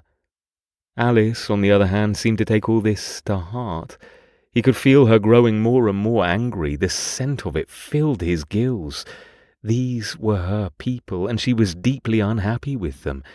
He wouldn't be surprised if her anger spilled onto others as well. There were a lot of people who were ready to be angry. Now all he could do was hope that he could control the situation. It was no surprise that he couldn't. The moment they all crested the rise that brought them to his home, he could see the metal demons in the distance. They weren't just scouting this time, they were destroying everything in their way. Countless of his people gathered whatever items they could. A few of them darted past, their arms already laden with food, tapestries, even a few of the stones to remember this place as it was before it was destroyed. Virago stopped one of them, placing her hand on his arm. "Tell those who are already carrying things not to come back. We've run out of time." The man nodded and then swam as quickly as he could to catch up with the small group that was already heading off. "How are you going to find them all?" Alice asked, watching as they seemingly darted in countless directions. "No one is going to the same place." "We always find each other." He didn't know how it was possible, but his people were good at coming back together. They would gather eventually. But for now they all needed to get away from the metal demons in the distance. His heart squeezed as he looked at the billowing mass of dust and darkness behind the machines. They looked to be churning up the ground. Some of them were stuck at higher rises, but he could see they were eating away at the stone, slowly digging themselves a flat plain. Anything in their way was destroyed. He could smell blood in the water, likely sea creatures who hadn't swum away from them fast enough. "Brother," Virago said, her voice cutting through his horror, "we are needed." "Of course." He dragged Alice with him, although she hadn't said much yet. Then he dove into gathering whatever he could. He thrust everything he came in contact with into her arms. Tapestries, rugs, woven jewellery, whatever his hands found, he tossed to her. "Whose are these?" she asked, looking down into the massive items in her arms. "I don't know," he muttered, looking around for more things to grab. "It doesn't matter right now. Once we're all back together, we'll figure out who owns what." "You act like you've done this before." "We have," he absent-mindedly replied, gathering things in his own arms now that he realized she couldn't carry more. "Sometimes it's natural disasters. Other times your people get too close and we move again. We cannot take the risk of them finding out about us." "But they already know you exist." He froze as he remembered that. "Right. I need to tell the others about that so we don't get too close on our scouting." Arms full, he rotated so she was above him. "Can you hold on to me?" Her delicate hand wrapped around his shoulder and she held on as he swam them far away from those chomping machines that destroyed so much of his world. Imber felt a bit like he was leaving behind a version of himself that he might not get back. There was so much he didn't know, so much he wanted answers to. But this place would not be where he gathered those answers, not when he had so many people to take care of. They moved a long distance away until he could smell some of his people gathered just on the edge of a drop-off that disappeared into the abyss. He joined them there, his hearts aching. They all gathered together, tails twined, as they watched their home disappear in the distance. He dropped his armful of things and then turned to help Alice empty her arms as well. "We'll wait here until we cannot any longer." "Why are they just going to watch?" she asked. Her face was redder than he remembered. "You're all going to stay here and just watch your home get torn apart?" "We mourn for what we lost," he replied. "We will watch it because it should not die on its own, just as we stay with those we love when it is their time. Nothing should disappear alone, not even the place that holds so many memories for us." Her hands twisted in her skirts, and suddenly she turned to him with a determined expression. "I don't know those droids, but I think I can figure them out. I can dismantle them. If you get me close enough, then I can figure out how to stop them. We can freeze them in their tracks." Something in him cracked.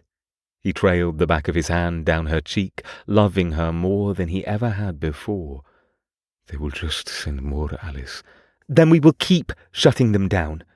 It will be a graveyard of metal beats, I know that, but you still have your home." "We do not wish to live in a graveyard." "You have to do something," she shouted, her voice carrying until all of his people stared at her. She turned to them as though they would help her instead of him. "You can't just let them take your home, not this easily. There are so many of you, and those are just machines. I've seen Imber rip glass off my submarine. Surely there is something we can do." He touched her shoulder, squeezing a little too hard. "Alice, we could fight until there are none of us left, but we have seen what your people are capable of. We know when we are outmatched." She turned red-ringed eyes to him. I cannot stand by and just let them do this. Breathe, little one, and let it go. It's my fight too, she snarled. It's my fight because you are now my people. I can help. You have me now. It's not just your people who cannot fathom what mine have created. Those are just droids. They rely on wires and technology, which means there are parts of them that cannot be exposed to salt water. I can figure this out, Imber. He wished it was that easy. He wished his people could return to a nest that had so much hardship, but even now, looking at the destroyed landscape and all the black dust that already was at the edge of where they had lived, and he knew none of them would ever return to that haunted place. It's too late, Alice. He patted her shoulder a few times, trying to draw her back to this moment. There are people here who need our help. We can help them. They are right in front of us, and we will not stop helping others simply because there is a fight that we may or may not win. Our home is lost. Now we look to the home we can build. She let out a choked little sob. I can't do that. I can't live with myself if I don't try, Imber. Sighing, he let her spin away from him and lunge back to where they had come from. He could feel his heart breaking, and the way his stomach rolled as she disconnected from him. No longer breathing for both of them, he took a deep breath into his lungs for the first time in a full day. She had to feel it. She must have realized that she'd ripped herself free, and still she swam as though she could cross that distance without him. Virago swam to his side, an amused expression on her face. She's a fair little thing. What just happened?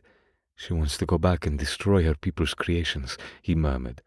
She thinks she can stop them all. Then she is delusional as well as fierce. Sounds like someone I know. Virago slapped his back hard enough to rock him forward. Go get your mate, brother. I'll gather the others while we can. He swam after the short distance Alice had gone, and then gathered her up in his arms. She slapped at him, even raked his skin with her tiny claws as she struggled to free herself. But by the time he'd connected them, forcing air through the tentacle and into her lungs, she'd lost all her fight.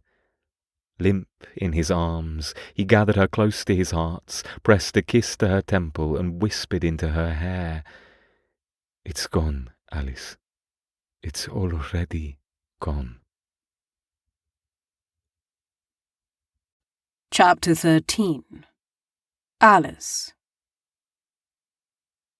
Alice surveyed the devastation with a sense of detachment. It was almost like she wasn't here at all, looking over what had once been a home, and she'd only gotten a small glimpse of it. Had it ever really been here? Had she made it up in her head? All the machines had left.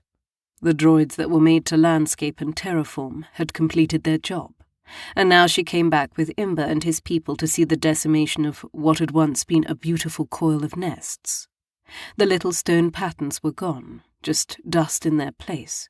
They couldn't even swim too close to the ground because all the dust left over from the machines was so fine that it would puff up and darken the water.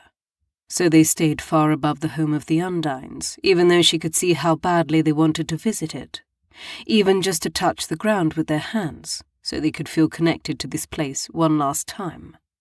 Her heart broke for them, with them.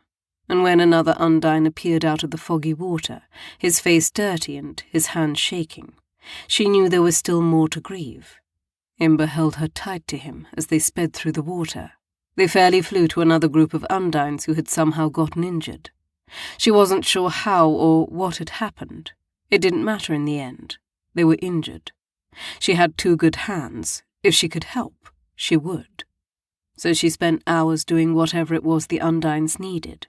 Alice patched up people who had scrapes or cuts. She smeared foul-feeling liquid onto their wounds and held their hands while others stitched them together. She did whatever was required of her because it was the only thing she could do. Her people were the ones who had caused this. She felt like she owed them so much, even if all she had right now was her time.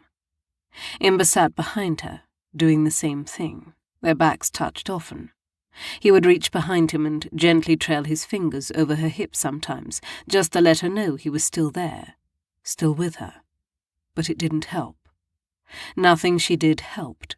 No matter how many people she bandaged, patched, or just sat and held their hands. It didn't change what had happened. Their homes were gone. Their hopes were drenched underneath years of fear that her people had breathed into them. Though not all of them knew she could understand them, she could. She listened to their fears and their worries, how they still hadn't found one of their dear friends who had fled. What if one of those metal creatures had gotten a hold of them? There was blood in the water. They could all smell it. Something had happened, and now they couldn't put themselves back together. Maybe it would change soon. Maybe these people were hardy and strong. They'd come out of this as better versions of themselves, having survived something difficult together. But she looked at them and she thought, this was her fault. "Alice?" Imber asked. His tail came around her like a giant snake, circling her entire body and pushing away those who had been close to her. "What are you doing?" she asked, as the other Undyne's hand slid out of hers. She narrowed her gaze at the thick muscle suddenly banding around her waist. "Why are you circling me?" He reached for her hands, lifting them and holding them in front of her eyes. Her fingers were bleeding. Red bloomed in the weak light, and then his entire body lit up. Bright, sparkling points of green, up and down his form. It only illuminated the blood even more. All the help she'd given, every moment of her trying to make up for what her people had done, she hadn't realized she'd been risking herself so much. Staring down at her fingers now, she realized that she was going to die very soon if they didn't do something. Somehow, in all of this, Alice had forgotten that humans can't stay in the water for so long. Her skin was wrinkled and pale, skin cracking on her palms, and then she suddenly realized there were far more effects of staying underwater this long. She hadn't noticed because she was so upset that it had been easy to ignore how badly her body hurt. Now, seeing herself injured, it hit her like a sledgehammer. Her body ached, all of her muscles feeling tired in a way that they'd never felt before. She was so thirsty and had a headache blooming behind her eyes that had only happened once before, when she'd gone too long without water. But this time was so much more intense right between her eyes, like her brain was warning her about something. Her stomach clenched in hunger, but she didn't know how long it had been since she'd eaten anything. She didn't even realize that her body was listing to the side until Imber gently propped her up. He pulled her pale, wrinkled hands out of her eyesight. "What is happening to you?" "I think the water." Alice lifted her shaking hands again, just so she could see the damage, so it wasn't entirely made up in her own head. "I can't stay in the water this long. How long has it been?" His concerned gaze focused on her hands before he cleared his throat. I don't know." "How many sunrises?" 3. "How deep are we?" He shook his head. "I don't know what that means. There is no measurement for me to give you." She looked up at the surface, her mind ticking through all the possibilities. She didn't think she was deep enough to get the bends. It wasn't likely anyway. What if all of this made her sick? What if going to the surface made her blood boil and her body just gave up? "Slowly," she finally whispered. "I need to go to the surface, very slowly, just in case." "Just in case what?" With a wide-eyed stare, she hoped she conveyed how terrified she was. And to his credit, Imber didn't question her any more. He just gathered her in his arms and started their ascent. They weren't that far down, come to find out. It only took them a few minutes to get to where she could see the surface clearly, but she could also see there wasn't any land anywhere near them. "I need to get out of the water," she said. And everything in her hurt. She needed food. She needed fresh water. She needed not to be here. Her heart broke. She wanted to be with him, and now it was startlingly real that this might not be possible. They were creatures from two very different places in this world, and neither of them could change that. He swam with her all the way to the surface, holding her head above the water so she didn't have to kick or swim. She was limp in his arms, allowing him to do all the work as she stared up at the cloudy sky. Almost delirious, the only thing she could think to say was, "It looks like a storm is coming." "There are always storms, Alice." "This one looks worse than normal." she whispered, before turning her tear-filled gaze to him. "I'm so sorry, Imber." "Why are you apologizing?" "Because I've only been down here a few days with you, and I'm already breaking apart. I'm in pieces. I thought we could—" Imber let out a little grumble before drawing her closer. He pressed their foreheads together above the sea. The waves caressed her cheeks, and the air made her shiver, even though he lent her some small amount of warmth. Gently, he pulled the cord out of her neck and held on to the back of her head with a fierce grip. "You and I were meant for each other, my wave song. That doesn't mean this will be easy or that we will not have to fight for each other, but we will be fine, Alice. You and I are more than the sea and the sky. We will fight through this, just as we have fought through everything. Now, tell me what you need." She didn't want to tell him what she needed because it meant they would be parted. She didn't know if they would ever see each other again if she did what she knew had to be done. "I need to go back," she whispered, her voice breaking on the words. "I'm so sorry." "Back?" he asked, his eyes searching hers, but then he blew out a long breath and nodded. "Because you can't survive very long under the ocean, can you?" "I can't survive in water for so long." She didn't want to disappoint him. She didn't want to disappoint herself, but everything was so clear. "I have to see my father. Maybe—" They both stared at each other, and she knew he was thinking the same thing as her. Her father wasn't the safest person for her to go to, but there was no one that was safe. Sighing, Imber nodded. "I trust you. Wherever you need me to take you, I will bring you there, and we will continue on as we always have. You and I were meant to be together. I have no fear that we will not find each other again after this." Grabbing onto his face with her worn and torn hands, she squeezed as hard as she could, so he could know she was serious. "I will come back to you, Imber. There is nothing on this planet that can stop me. I will be back, and I will come home. Do you hear me?" "Home?" "You are my home." She leaned forward and pressed her lips to his, wondering if even her face wasn't the same as it had been before. "You will always be my home." Words pressed against her lips, words that would bind her to him far more than anything else she'd ever said before. Did she say it? Did she tell him how she really felt when he hadn't said the same? She'd never been the first person to admit feelings in a relationship, but then again, this could very well be the last time she'd ever seen him. So with no one but him to hear her, with the waves crashing around their shoulders, she said bright and clear, "I love you, Imber. More than I can really say. You have changed my life for the better, and I refuse to go back to how it was before. I'd rather die. Without you at my side, the world is colourless and bleak. I don't know if you feel the same way, but I don't think I really care either way. You are everything I have ever wanted." He smiled at her, then pressed a kiss to her palm before swimming them toward what she could only assume was her old home. "Haven't you been listening, Alice? I've called you my mate more times than I can count. I chose you for life, whether you will have me or not.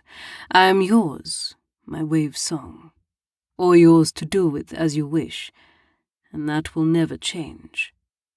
With that thought warming her heart, she laid back and let him do all the work.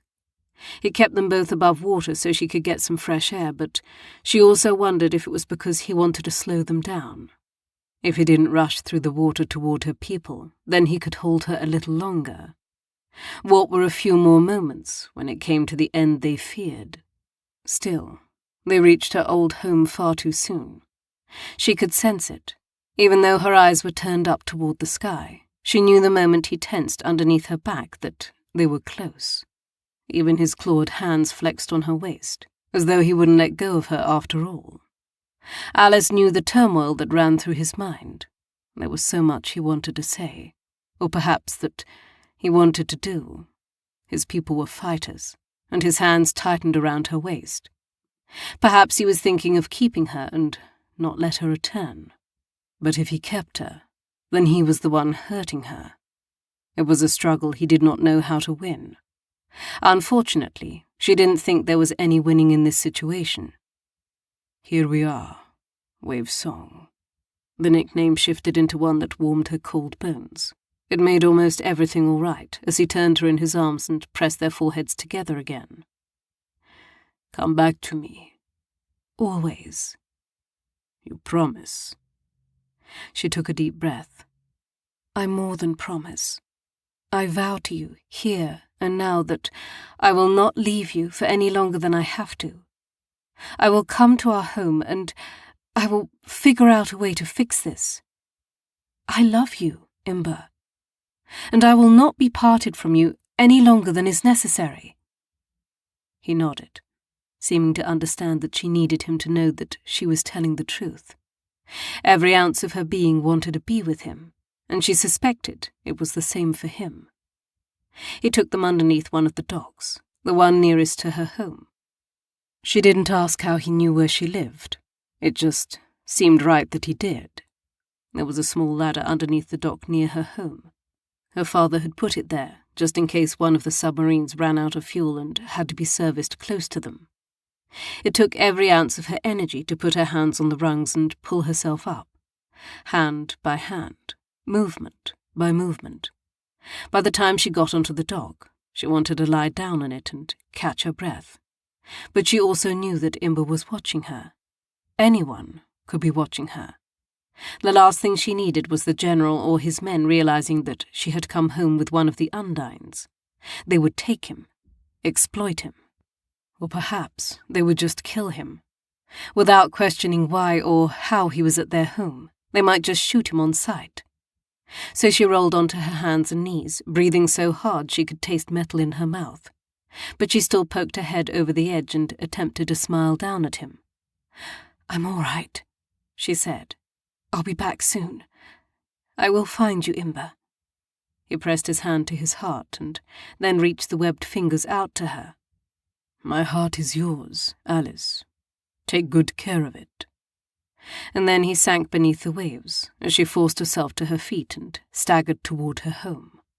There was a side door she could slip into if she was careful and quiet. Then maybe she could find her father. Chapter 14. Imber. Everything was a whirlwind after that. Imber watched from below the dock as she slipped into the house, and there was very little he could see from the water. But her father was a sneaky man, far more than his daughter likely realized. Imber could watch him far easier than he could his mate. The professor had built himself more than just the one facility to keep all the items from Imber's people. His sister had come here to investigate after he'd told her what Alice had told him. It didn't take very long for them to put two and two together. Obviously, Alice's father hadn't told her everything, which meant it was up to him and his people to find out the whole truth about what this man didn't want Alice to see. Easily enough, really, because her father had built himself a tank underneath the ocean to sit in. Or something like that. Virago had only explained it in simple terms, and he thought it was long past time for him to see it himself. It wasn't hidden, not really. Alice had never swum near their home, or she would have seen it. Anyone could see it.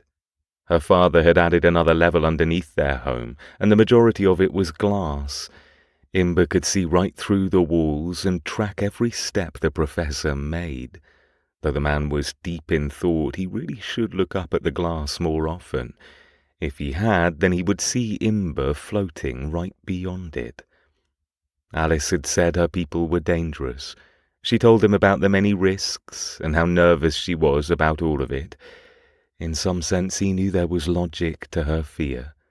He had seen what their machines had done to his home, and how those creations had eaten up rock and mountains of land that stood in their way. He knew there were likely other creations they had made as well. But if he were to meet one alone, without any of their metal warriors, Imber had no question he was the stronger creature.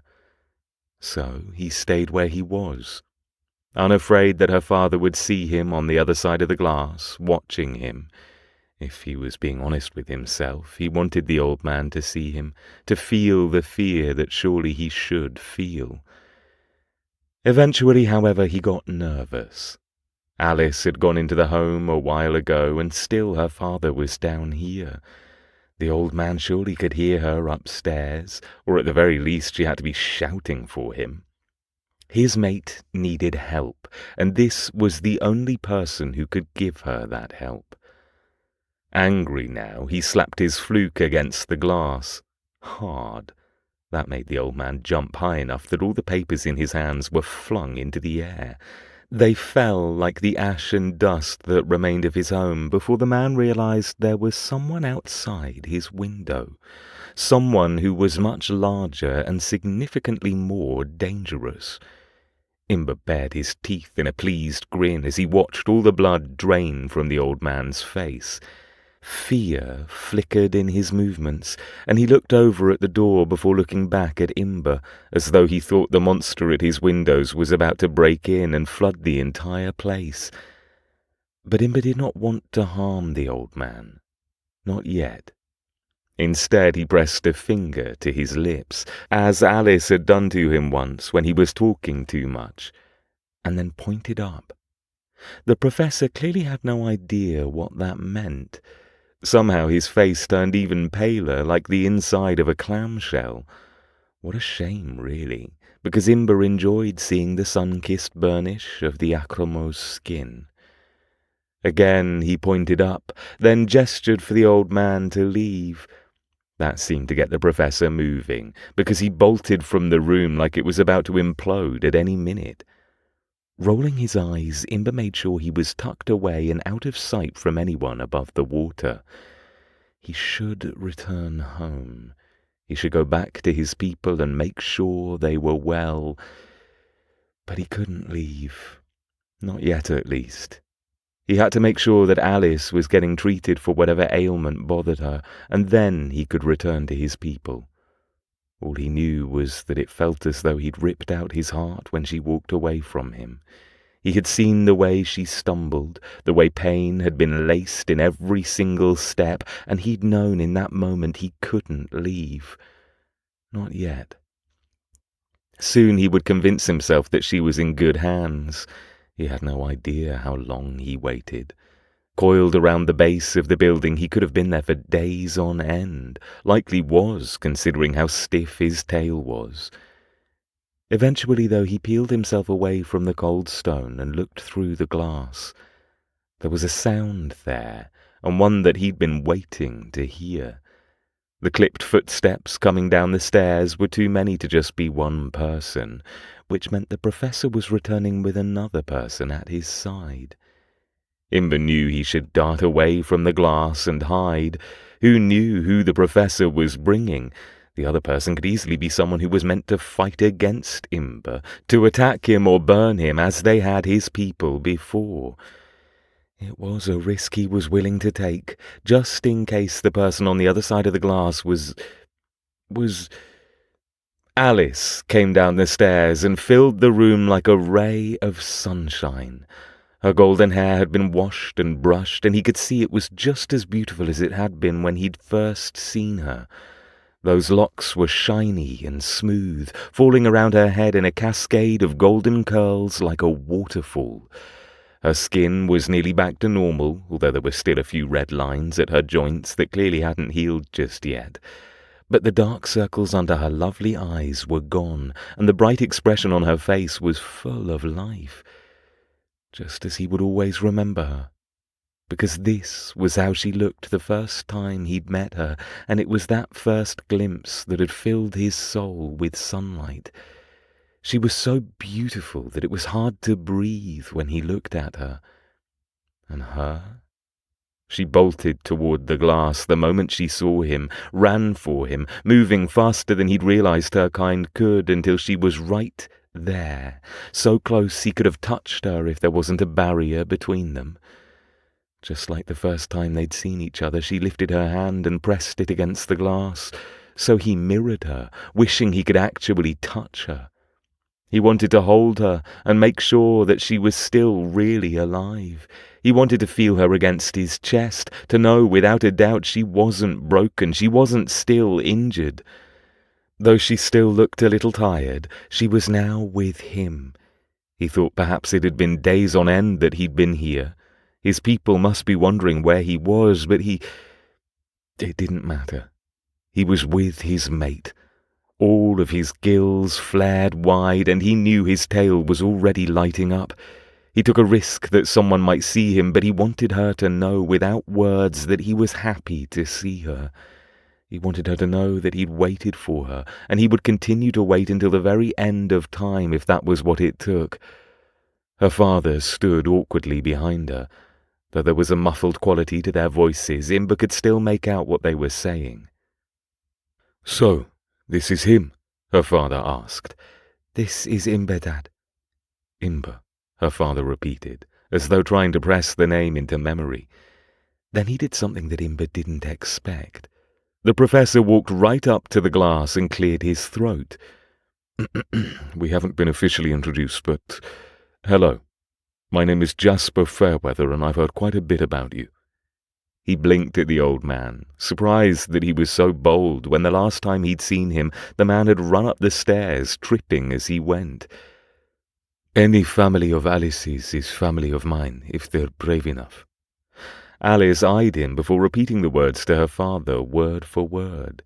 Even the last bit that he had intended to be nothing more than intimidation. Jasper swallowed hard, his throat working before he nodded.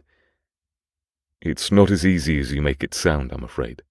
There are more people at risk here than just you or I. I'm sure you know about the city we intend to build." "My home was destroyed, old man. I think we know your people are out to kill mine." Again Alice repeated it, although she gave him a glare before adding on, "We were there when the droids started clearing and flattening for Alpha. His people were living there, Dad. More than that, there were some of his people who were injured. It's not right what is happening." "I already told you I cannot stop it." Her father staggered over to a large box covered in paper and sat down behind it.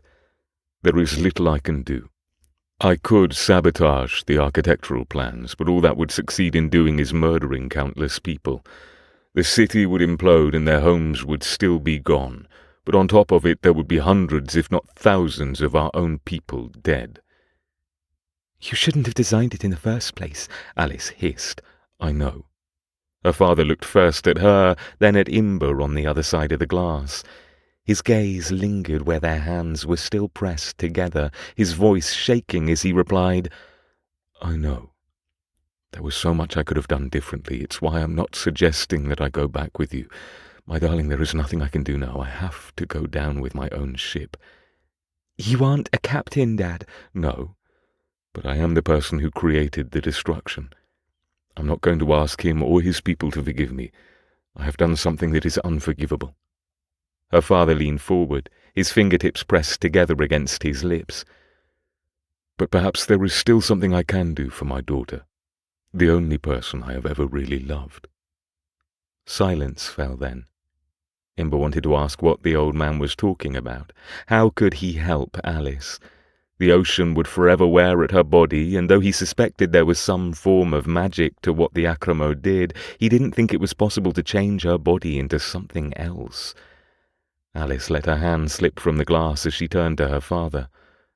"What do you mean?" "You cannot stay here." The old man looked defeated as he said it. "The General has already heard about your sub returning, ripped apart and without its pilot. There are too many variables at your return, and the man is already ridiculously suspicious about your friends coming and ruining his new city. You cannot be here. No one can know that you are." "I know that," Alice replied, taking a step closer to her father. "I just didn't know where else to go." "You need somewhere safe to live." Of that he agreed. Imber swam to the window closer to her father, a little farther from Alice. "I agree with that. The ocean will kill her, old man. So what are you suggesting?" Alice made a grumpy noise at him and then did not translate what he had just said. Dad, I tried to live with him under the water. You of all people know what the ocean can do to our bodies. It's just not possible for me to live there. And you cannot live above the ocean either. Imber frowned, his eyes darting from Acromo to Acromo before growling, "And why is that?" This time she translated for him, and Jasper turned to give him a look that clearly said her father wasn't pleased with his daughter's chosen mate. "We are all going under the sea for a reason, Undine. There are many risks to staying above the water now. Our world is slowly dying. Between the storms, the volcanoes, the plagues, all of it, it's sweeping across this world, and there is nothing we can do to stop it. The only thing we can do now is to hide." "Then hide above the water," he growled. Jasper looked to his daughter for translation, then sighed. "I wish it were possible. There is nowhere left for us to hide. I could build my daughter a small home here in a few months, but within a year it would be destroyed. For her to safely stay in touch with you, it has to be near the sea, and if it is near the sea, then the storms will rip it apart. She would die. Do you understand that? Above the sea there is nowhere for her to safely live, and there is nowhere for us to go other than under the waves." So that was the problem. Her people were dying out, and they were fleeing in whatever direction they could stay alive. It posed a problem, because he did not want to kill any species without cause, but he also did not want to share his home, not with so many creatures who had no sense about them. He grunted in understanding and then said, "Then you must bring the heir to her." Alice translated, and her father nodded. "My thoughts exactly, Undine. We will bring the heir to her, and that will be my parting gift to my daughter, a love letter made of metal and all the parts that will be needed to keep her alive into old age, perhaps beyond. I have hoped that maybe someday our kind will see to reason that there is more we can give each other than battle and war." Imber did not share the same hope, namely because he didn't believe it was possible. Their kinds were designed to fight each other, to battle until the bitter end, until there was nothing left in the ocean but blood and salt. Still, he nodded for the old man's sake, and for Alice's. "Dad," she whispered, and he saw that Alice's face had paled as well. "What are you planning on doing?" "I'm going to build you a home, my dear. An escape pod unlike anything else." Her father seemed even more tired as he said the words. "But it will take time. Time that you need to stay here hidden so no one knows what I'm going to do, and then at the last moment, I will set you free." It made Imber's stomach roll, but he knew it was the best decision, so he swam closer to the window again, waiting for his mate to put her palm to the glass. "I will find you," he said to her. This time he made the promise. "And soon, my love, my mate, you will be home again." Chapter 15. Alice. Her father worked as quickly as he could. All the replicators were firing constantly, so much so that she could smell the molten metal most days.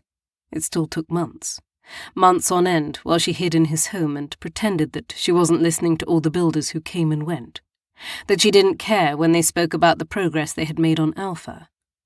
Eventually, even she had to admit that they had built something grand, an entire city encased in glass that would never leak. It was impossible to damage what her father had created.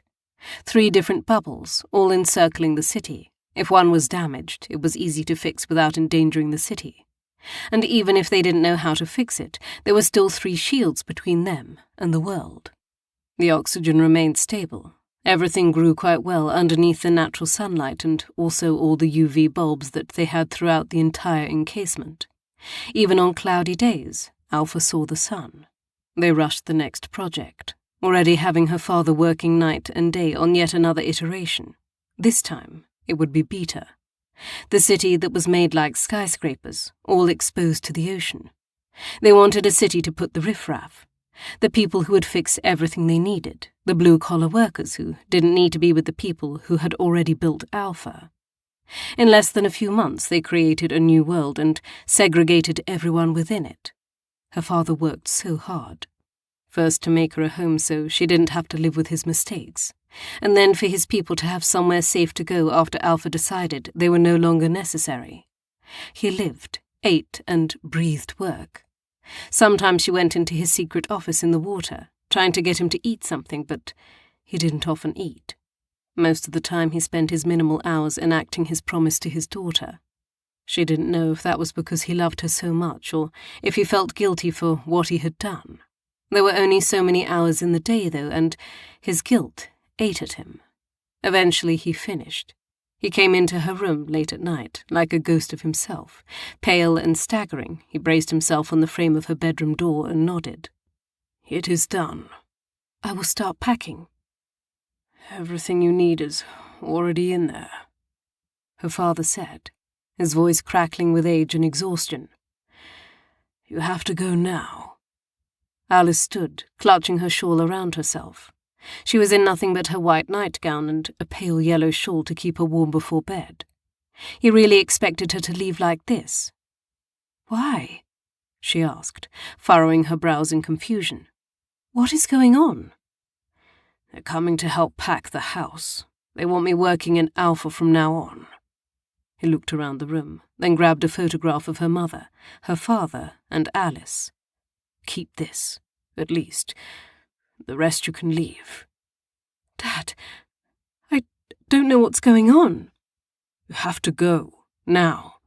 They're going to be here very soon, and they will see what I have built. There is no time for us to talk, Alice." He drew her in for a tight hug, his chin on top of her head, and then the briefest press of a kiss to her skull. "I will miss you, my girl, but maybe there will be a way for us to send messages to each other. You never know." "I'll try my best." She squeezed him tight as well, trying to press into him how much she appreciated all his work and how much she would miss him too. For all that he had done, he was still her dad, and he still had done his best to make sure that he not only got her out of this place, but that she was happy and where she wanted to be. The future waited for her. Soon she would see Imber again, and all the creatures that had made her fall in love with the sea. She would live and breathe with them, even if her life would be a little different than before.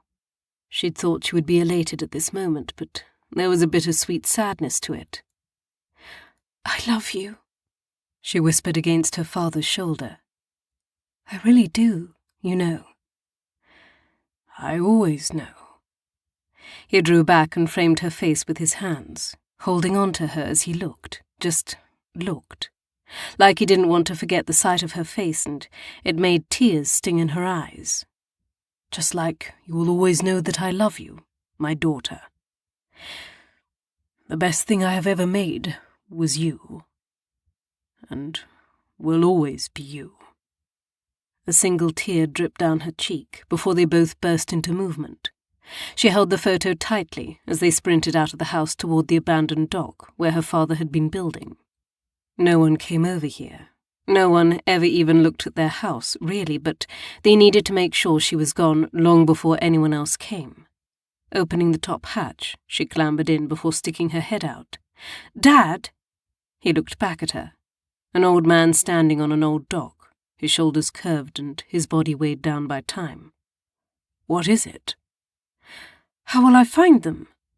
Neither of them had seen Imber or any Undine in months, not since the last time she'd seen him. Her father grinned.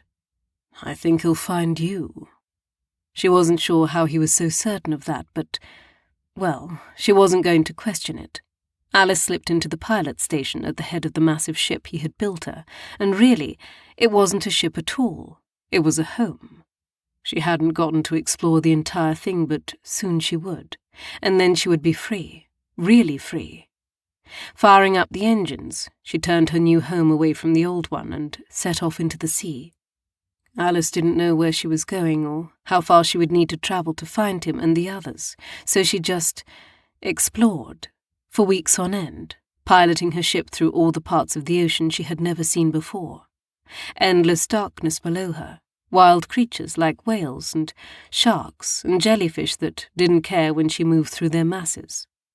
She saw perfect, glistening white sand and so many forests of kelp and greenery that it seemed like they turned into emeralds in front of her eyes. So many creatures and plants that she'd never seen before, and she catalogued it all. She spent most of her time cataloguing all the things she found while she travelled. Alice had always wanted to have free rein of the sea, and to go wherever she wanted, but she'd never thought it would come in the form of a pod that was her home as well. Her father had done a miraculous job. It was large enough for her to walk from end to end most days, around 30 times, and feel a bit like she was getting some form of exercise. There was a bathroom with a small shower that filtered the salt out of the sea. The central area was mostly taken up by a large moon pool, but she rarely opened that anyway, so it felt like there was a big empty space in the middle, with 3 branches off of it. The first branch had small stairs that went up to the bedroom, with a glass dome over her mattress. She'd already started painting a mural around it, so it felt like she was sleeping in a bed of flowers. The second branch went to her piloting area, which was mostly functional, with many panels, buttons, and gadgets. The last went to a massive garden, or a greenhouse, she supposed. It also had a large glass dome surrounding it, so the plants got as much natural light as they were allowed. The rest of the UV light the pod provided. Already, she had a ridiculous amount of food available, and she'd been spending her evenings canning vegetables and fruits, while also learning the fine art of drying herbs for flavour. Who would have thought propagating plants was so interesting? But she found her new life to be thoroughly thrilling. She was the only one who could keep herself alive, and, strangely, she had risen to that challenge with vigour and hope. Of course, that hope wavered slightly the longer it took for him to find her, but she was still holding on. Tucking herself in at night was the hardest part. She settled in, pulling the blankets down up over her shoulders and staring up at the stars. She'd parked herself on a small rise tonight, a swimmable distance to the surface. For some reason, she really wanted to see the stars. Tonight, she felt like she needed it.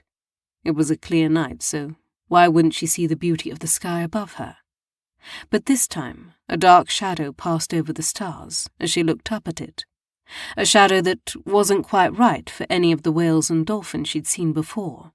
It was different. Sitting straight up, her hair tumbling around her shoulders, she held her breath as the shadow got closer and closer. "Imber," she whispered. At the same time, the dark night sea lit up with 1,000 sparkling emeralds. Bolting out of bed, she got tangled up in the sheets and fell straight onto her face as she raced for the moon pool. Untangling herself as best she could, she dragged half of her bedding with her before she could slam her hand down on the level that opened the moon pool. "Come on," she muttered, jumping up and down as she waited. "Hurry up! Hurry up!" She didn't even think it might be another Undine. She knew Imber, and her soul knew him too. The moment there was enough space for him to slip into the room, he was there, his dark head cresting the water and a wicked grin on his face that made every fibre of her being light on fire. He stayed there, floating in the water with his hair plastered against his head, looking like a sea god waiting for her. That grin never budged, and his eyes never moved from her. "Alice," he said, that deep voice sending shivers down her spine. "You finally came home." With an ear-piercing shriek, she launched herself into the water, right into his waiting arms. His laughter echoed through her room, but she didn't want to hear him laughing. She wanted to kiss him. So she wrapped her arms around his shoulders and did just that. She kissed him, with all the desire and waiting she'd felt for months. It had been such a long time since she'd seen him, and it didn't matter if he found someone else or he'd moved on from her. She didn't want to know. Not yet, anyway. Right now she just wanted to feel his soft lips against hers, to feel the bite of his sharp teeth and the strange sensation of his bumpy tongue against hers. She wanted him more than she'd ever wanted anything, and she would have him. His arms tightened around her, and he kissed her like he'd been counting every single day until he could kiss her again. Maybe he had. It certainly felt that way as he pressed months of despair and hope and agony against her tongue. She had no idea how long they kissed. All she knew was that they could take as much time as they needed. For the first time since knowing him, there was no clock. No time for them to keep track of, no reason to hurry. They could explore each other, love each other in every way, shape and form. It didn't matter. There was no one waiting for them this time. It was just the two of them. And so when she felt the prick at the side of her neck as he drifted with her under the water, she didn't stop him. Her nightgown floated up around her waist, and that was okay too. She didn't need it. He would keep her safe, and right now, she wasn't that worried about safety in the slightest. She wanted him. He wanted her. And it had been months since they had last explored each other's bodies. There was no rush in any of their touches, just long sighs and deep breaths as they relearned every inch of the other's body. Imber had new scars, a few on his shoulders and one rather large one across his abs. She had gained a few pounds, but he didn't seem to mind in the slightest. And when he sank inside her, she felt her soul heal from all the times they'd been apart. She had missed him so much.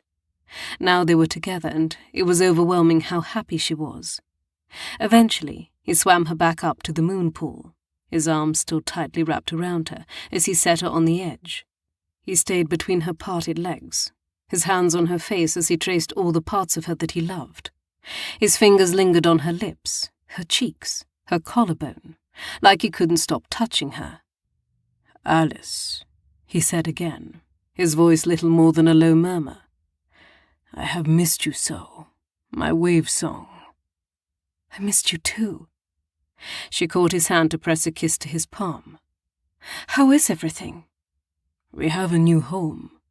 There are more people who have come with us, others displaced by the work of the Acromos, but soon it will be done, and we will be safe again." "I'm glad to hear it. I cannot leave this ship as often as I'd like, but I can visit you, visit them, if they'll have me." "I think they're happy on their own, love." His eyes seemed a little distant, sadness bleeding into his gaze before he shook it free. "It would be best if it was just you and I." Though it made her sad, she understood. The Undines had their own way of life, and her people hadn't made that way of life any easier.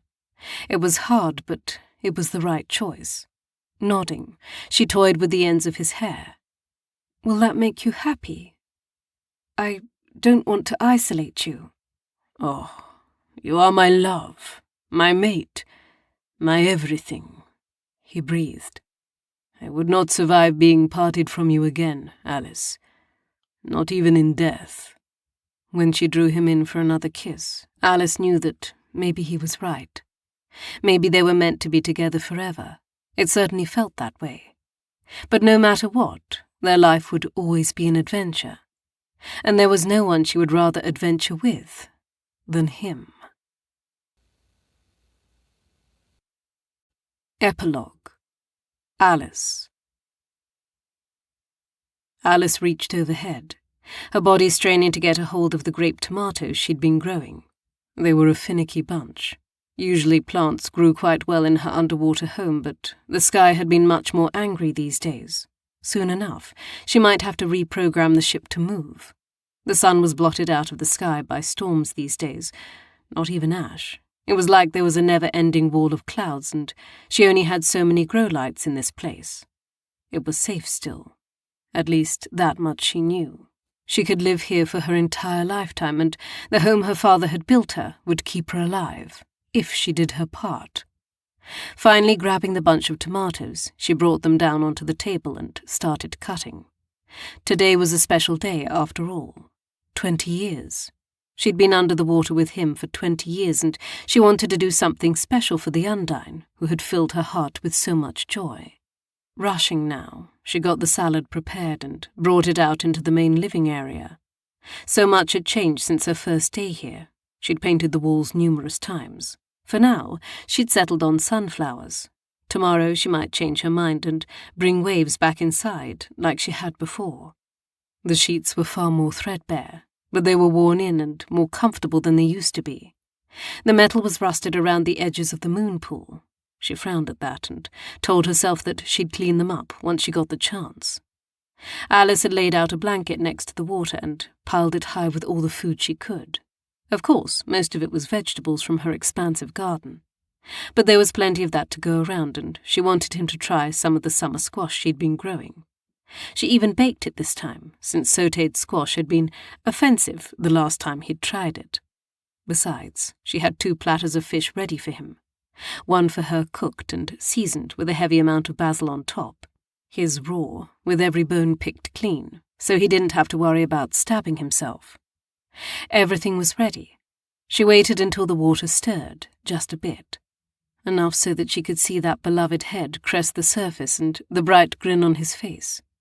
Imber was just as handsome as he'd been 20 years ago. "You," she said with a laugh, as he rose the rest of the way out of the water. "What have you brought me?" Imber's arms were full of sea flowers. He knew she couldn't have them out of the water, but he liked to dot them over the glass surface of her bedroom, so every time she looked up, her vision was full of rainbow colours. "Happy anniversary, Wave Song," he said. She shook her head, but then nodded for him to head up. "Go on then. I'll wait." Imber ducked underneath the water and arced over her home. She watched that massive emerald-green tail flickering above her head, with all the sparks of green light as he showered flowers down upon her. Some of the petals broke off, looking like falling leaves that she remembered seeing in her youth. A rare beam of sunlight broke through the clouds, illuminating the handsome Undine who had stolen her heart. He returned, looking quite pleased with himself. "What have you gotten for me?" Spreading her arms wide, she gestured to everything laid out in front of them. "A feast for my mate." Already he was licking his lips, like he hadn't tried food like this countless times before. He was always so sweet to her, though, since the first moment they met. Together, they fell into the easy habit of eating together. He told her about his day, she told him about hers. Of course, Imber tended to experience more adventures. He had been talking with some of the other groups of Undine who were closer to the surface. The Wave Riders were pleased to see the last of the humans were swept out to sea. He took a deep breath, holding it for a long time before he allowed himself to exhale. "I fear there are none of your people left on the surface, Alice."